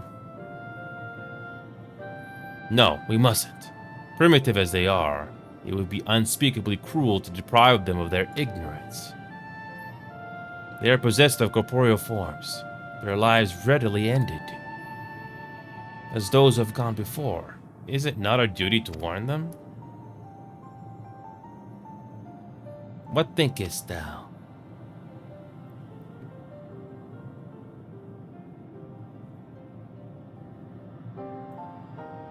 Oh boy. We have deliberated and come to a consensus. If you are resolved to know it, we will disclose to you the truth we discovered. The truth of the universe. Seek us at the stone pillars just outside the bounds of the abode, a place called Iligia.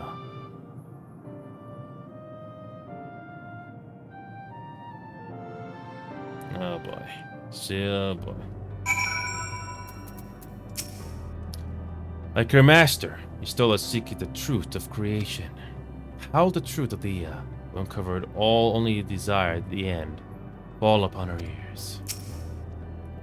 To define the law's creation would have been no small feat, even for the having eternal life and hence no sense of haste would only have made it harder. Such tremendous drive for knowledge they once must have had, and I struggled to reconcile with the listless beings before us. Whatever answers they found, it did not bring them happiness. You may be intimately familiar with the problem, know it like the back of your hand, yet be powerless to solve it. In the course of my struggles, I've often been made keenly aware of this fact. I wonder, have the Ia never felt the same frustration? It's true that a lack of knowledge can beget fear. Therefore, in theory, by acquiring all knowledge, it may be possible to attain peace. But as Hylian told us, all those peoples who attempted to free their worlds from life's woes met with failure. And the Ia are among them, as their presence here attests. The tale we are about to hear will not be a happy one. A fundamental truth. We will hear it, of course. Let us learn what has led such an enlightened people to this indolent end. Where knowledge leads, oh boy, this does not look good. Before we hear the climax of the Ia's tale, mayhap I should speak of... Second thought, it would only be a distraction. We'll talk more when the time is right. Ere we join the Ia, there is one trifling matter I would fain investigate. Gratia, might I trouble you for assistance? But of course. My thanks. We shall head outside of the abode, if you'll kindly follow me. I know not what mischief you are plotting, Oranje, but I trust you have our best interests at heart. The rest of us shall go on ahead to Ligia, lest you worry. We won't starve without you.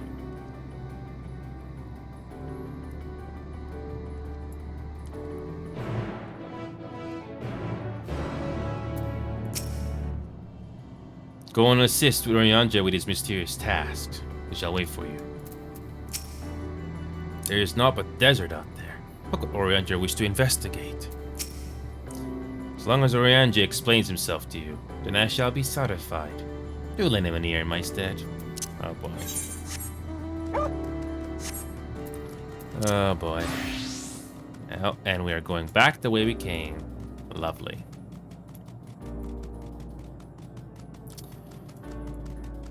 Oh yeah, everything is so dark. Barely see.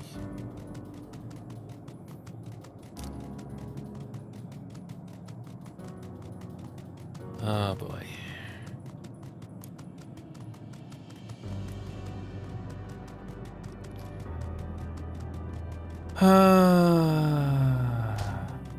Oh boy.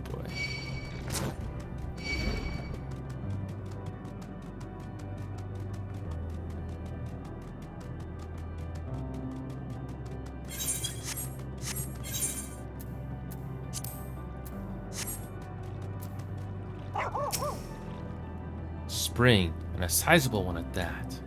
I had noticed it amidst the dunes.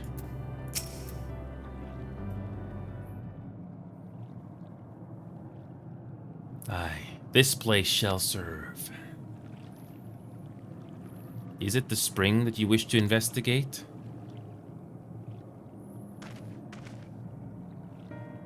Pray forgive me, my friends, but there is naught to investigate.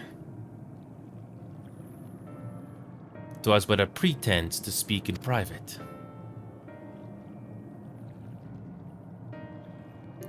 You have our undivided attention.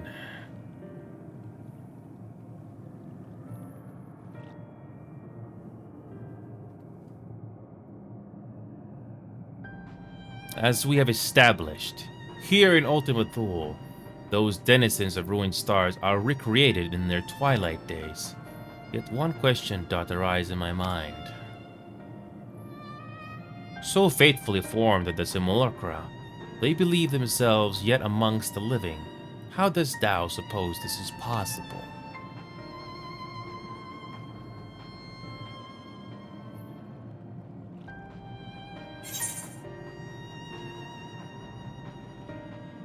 Meteor made contact with them while they still lived.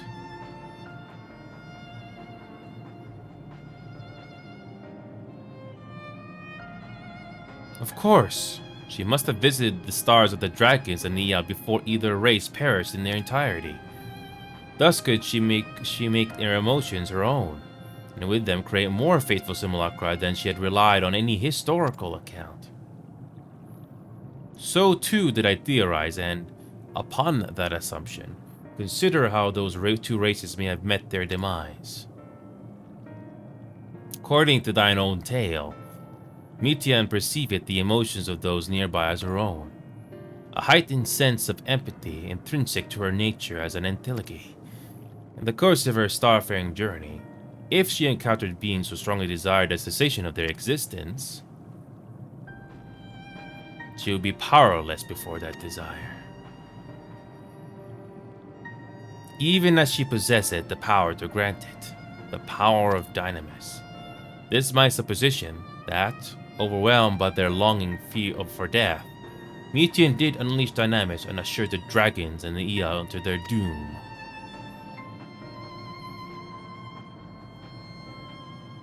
Of course, such was not always the outcome. Full many stars did you find already lost to ruin. In order to create a terminus, however, a fervent desire for the end is essential. Therefore, should you struggle to find a way forward, pray ask yourselves this. In the place where you stand, whose is the soul that yearneth most desperately for oblivion?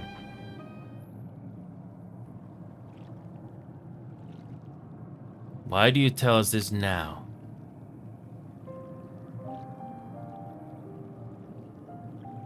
Ne'er again would I betray your trust. This pledge I did make to my comrades. In bringing thee to my confidence, I would remain true to my word.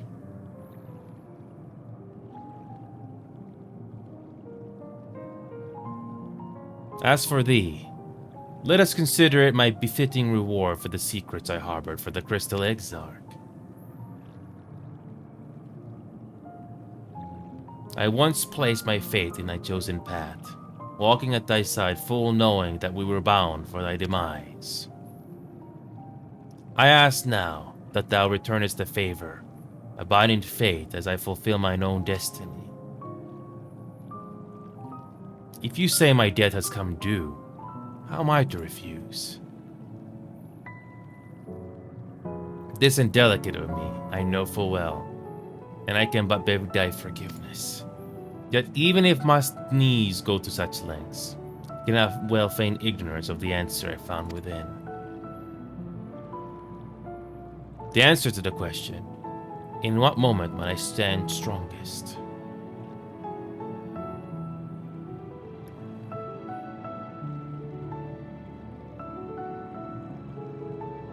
After all that we've been through, I will say only this.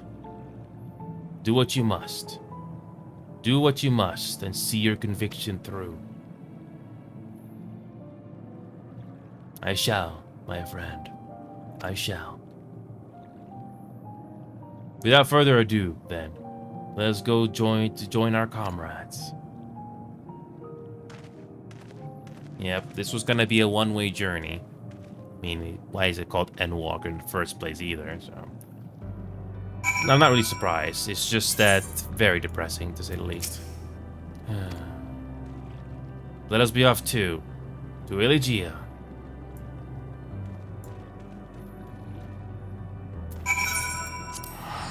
Alright.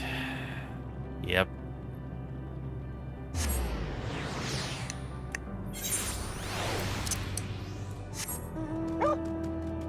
Got a bad feeling that more sacrifice is needed. Many more.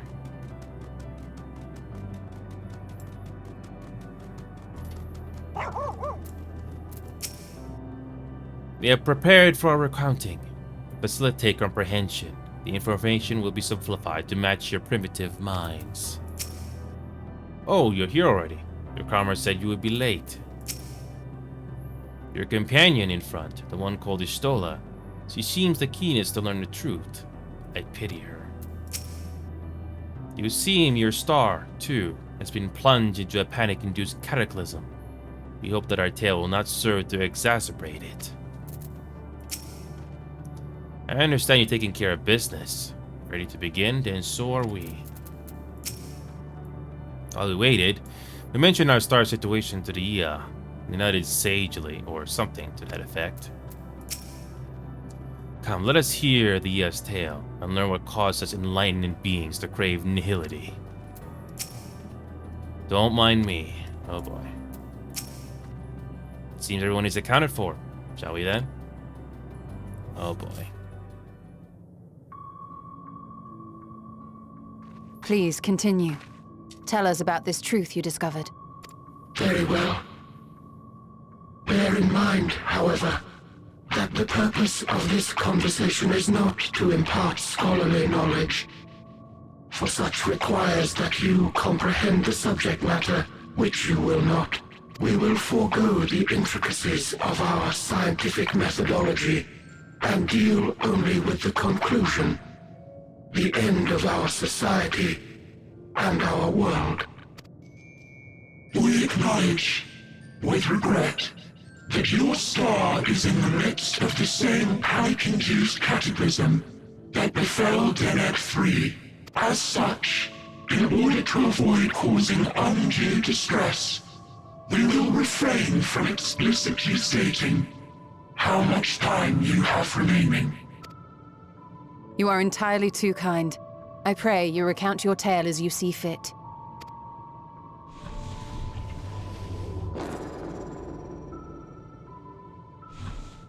In the beginning, the universe was but a tiny particle.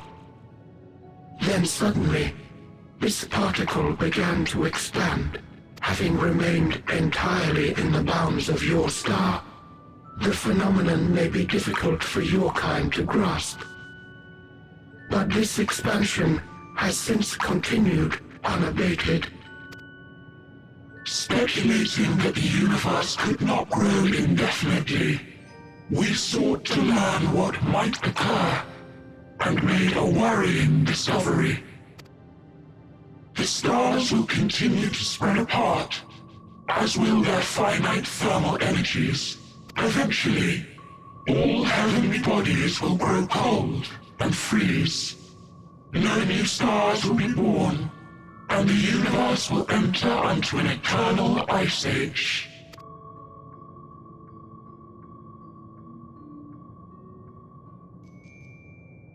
In hopes of proving that this determination was erroneous, we scrutinized our research from all angles, even as we sought to avert the everlasting winter. The endeavor proved fruitless. So infamously so, in fact, that it became synonymous with vain effort. The universe as we know it would end, and there is no way to prevent it. Sounds like we're back to square one, because we don't know what to do. Unless... Beneath the weight of this knowledge, our society stagnated. Though we had time still, it was a cold comfort. Why strive for anything when desolation is assured? When our wealth of wisdom, accumulated since the dawning of our kind, would be forever lost. No civilization would rise from our ashes. No scholar recover our knowledge. In silence unbroken, naught would stir. Intellect was once our pride. Overnight, it became our shame. Our works, monuments to futility. Immortality, our greatest invention, became a source of suffering. Rather than suffer on, many chose to unmake themselves by means of etheric exsanguinators. Etched upon these stones are the testaments of such souls, though many left no words at all, thinking it a pointless gesture. Once we have obtained vessels of flesh, We likewise intend to vanish. If you understand this, understand aught of our tale, you will abandon your quest for knowledge. Ignorance truly is bliss. If you would cling to your illusory happiness, remain primitive and pure. It is the only way.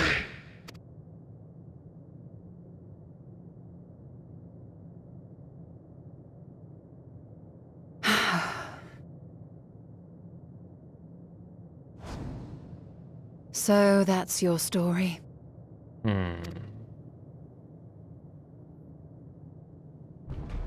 While I appreciate your advice, I will not heed it. Convinced though you may be of this truth, it is yours and not mine. Indeed, truth, I have ever believed, is in the eye of the beholder. Are you suggesting that we have reached a faulty conclusion? That our science failed us? Hardly. As you yourself said, the subject matter is beyond my comprehension. And that, I accept, is true. I do not possess the knowledge to prove or disprove your conclusion. In my mortal years, I doubt I could even approach the wisdom of the Air. But of one thing am I absolutely certain. I would not be happier in ignorance. Oh boy, here we go again. Y'shtola, no! You mustn't!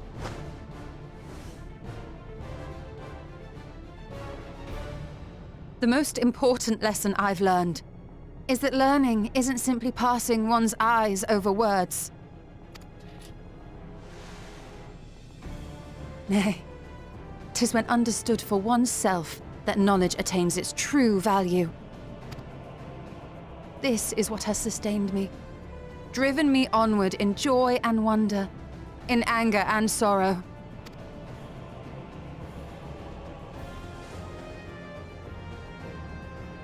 The universe may end, and all may be for naught. But I will live as I always have. I will always seek out new knowledge. And no conclusion of yours, no matter how grim, can dampen my desire.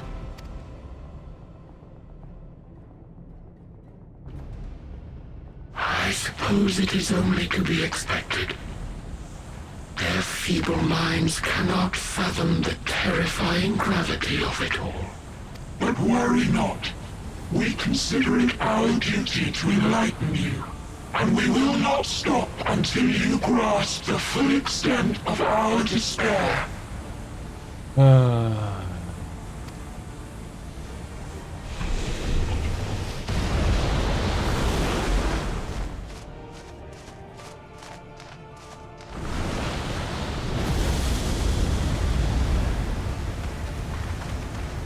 How many times Keep can I calm and listen well.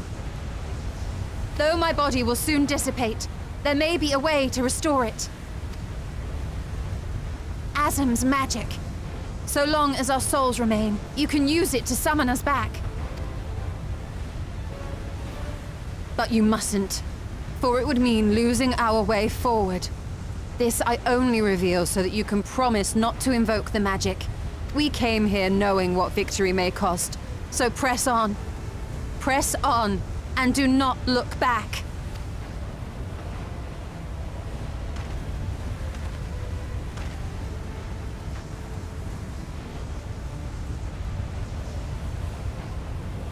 I shall join thee. As subterfuge is not required, thou shalt not suffer for mine absence. Riange. My resolve hath never been as strong as thine. Full oft have I wavered in my decisions, and afterwards been stricken with regret. In spite of this, I may still stand with my comrades, supporting them as they attempt the greatest of feats. This truth I have learned in the course of our journey. Yeah. I mean, at this point, the game is gonna give you some hope. Maybe there's a chance to save them. But like I was saying earlier, I'm at the point of acceptance. If this is truly the end, so be it then. I mean, it's no different to say, you know, the history of world wars. I mean, you know, victory is going to happen. It will come at a price. Whether it's big or small, there will be something. Again, I digress. Had to come at a price again. And many though my shortcomings may be, I may also claim to excel in prophecies. My studies, into which have granted me the flexibility of mind needed to bend this malleable reality.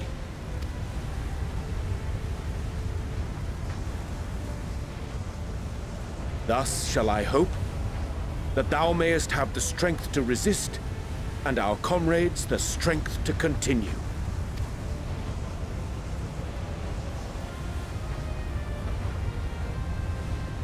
With you to urge us on, how could we possibly fail?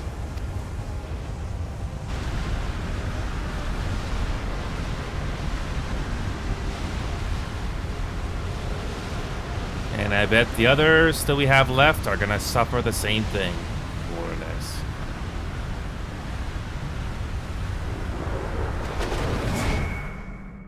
Yep. At this point, like, yep.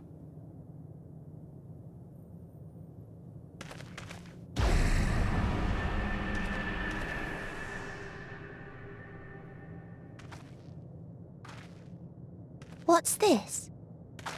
An extinguished civilization. Rekindled. Perfect timing, Mution.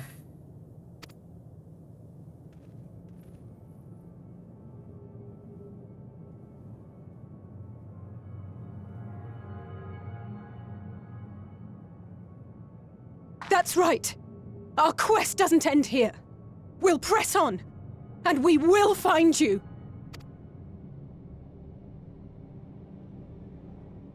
There. That's where you'll find me. How convenient. I thought it was gonna be another, nah, we're not gonna tell you. You'll find out eventually.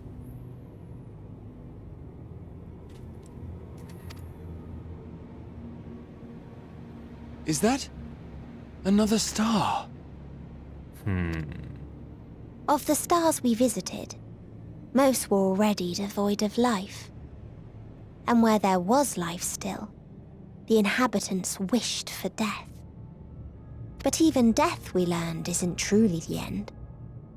It is but a part of the cycle of rebirth.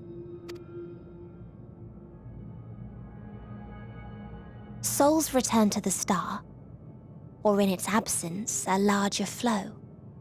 And eventually they are reborn, alive again, to know suffering anew. True salvation lies not in dying. It lies in not being born. Spare me. This is the gift I would give to you. To all life on beautiful Atheris. To that end, we created an egg wherein life cannot quicken. That dead sun. Attain it if you can, before your friends' emotions fade away, along with their protection. Thanks.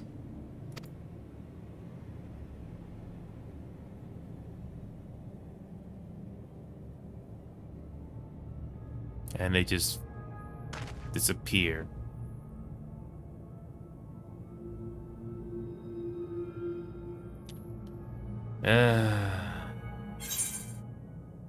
Lovely. I kind of saw that coming as well. So, more sacrifice. Never have I felt such emptiness. It's as if a part of me is gone. Oh, I know how you feel, man. Sort of. I'm fine. Like I said, our quest doesn't end here. Oh, please. See, I knew the foreshadowing was painful, to say the least. Like, there's more.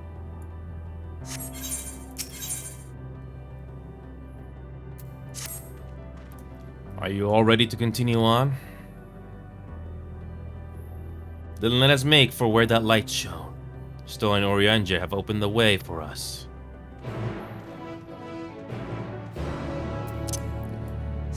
Yay. Let's just at least continue on until we reach the final zone or final area. Yep. So, how do we get to this?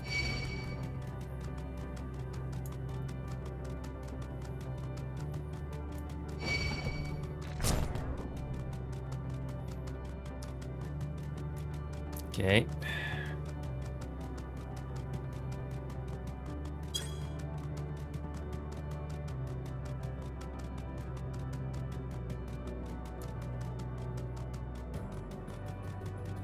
Okay, let's continue on just a little longer.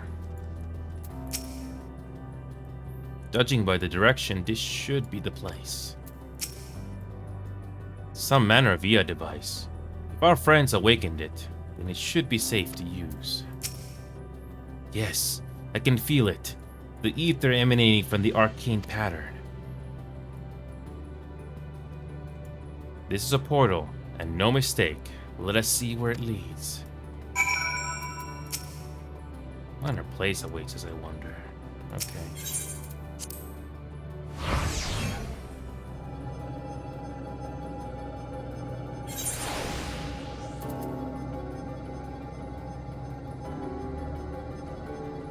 Yeah, this kind of reminds me of, you know, that area from Heaven's Ward. It's very similar. It's very, very similar. Yeah, these aesthetics are strikingly similar.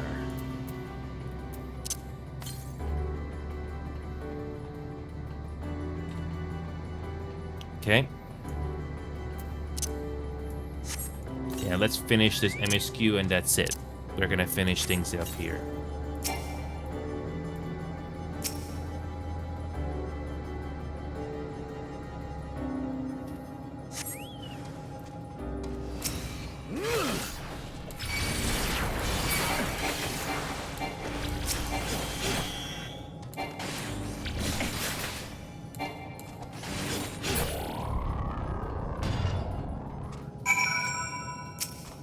Okay.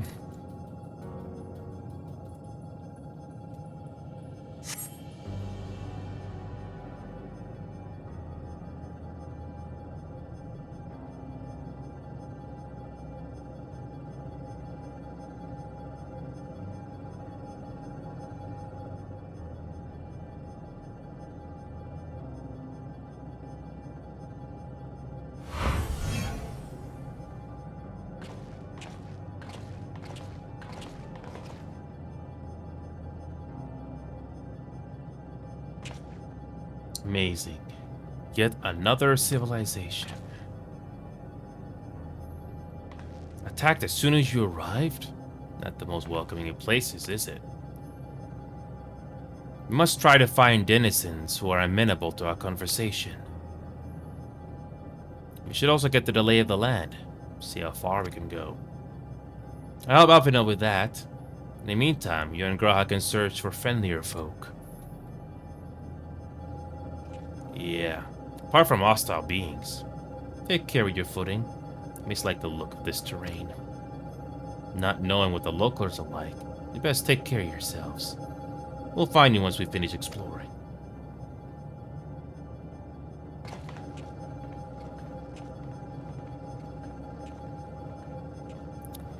Yep, I kind of saw that scene coming from who knows how far away, but I digress.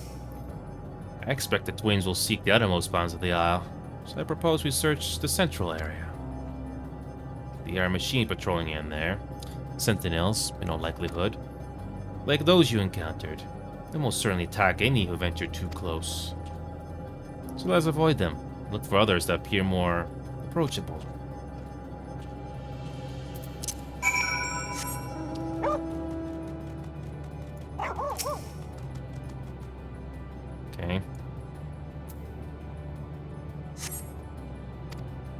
Okay.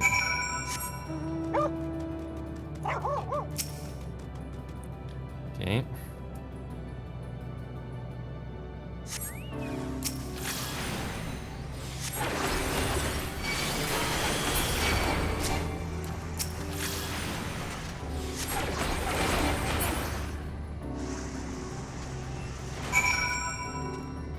Okay.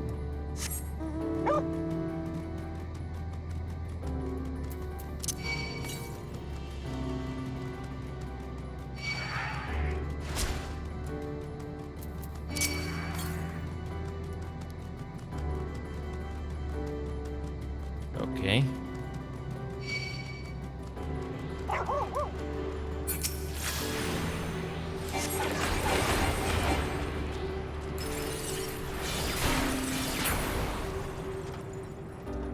Got our third.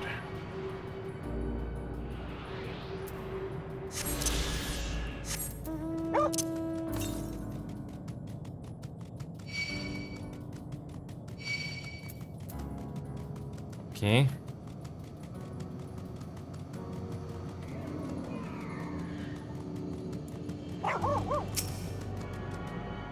Okay.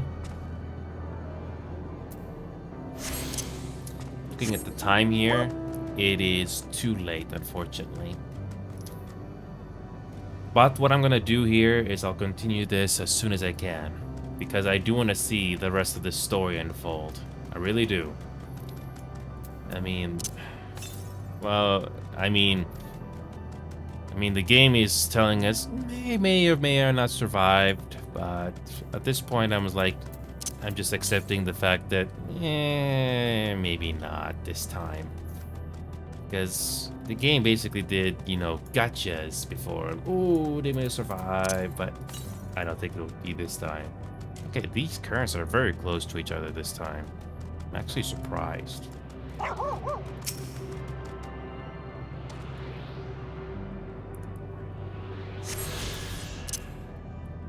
So now we are left with 5. 1, 2, 3, 4, 5. Although the game gives us already 2. So we'll probably get the rest in due time. But unfortunately, I'm out of time. I'm out of time today, but I mean, I could have started earlier and I could have done 2 more hours, but it's okay. We can do more progress soon. In fact, if I really am eager, I could even start very early tomorrow or Thursday for more. We will see, depending on my mood and what things are going on. But yeah, I unfortunately gotta finish things here. But don't worry, this is just a quest that I can't wait to see the rest. Yep, I had a feeling something would happen. So, who knows how much more. Anyway, I gotta go here. I'll see you guys again in this game as soon as possible. Thank you.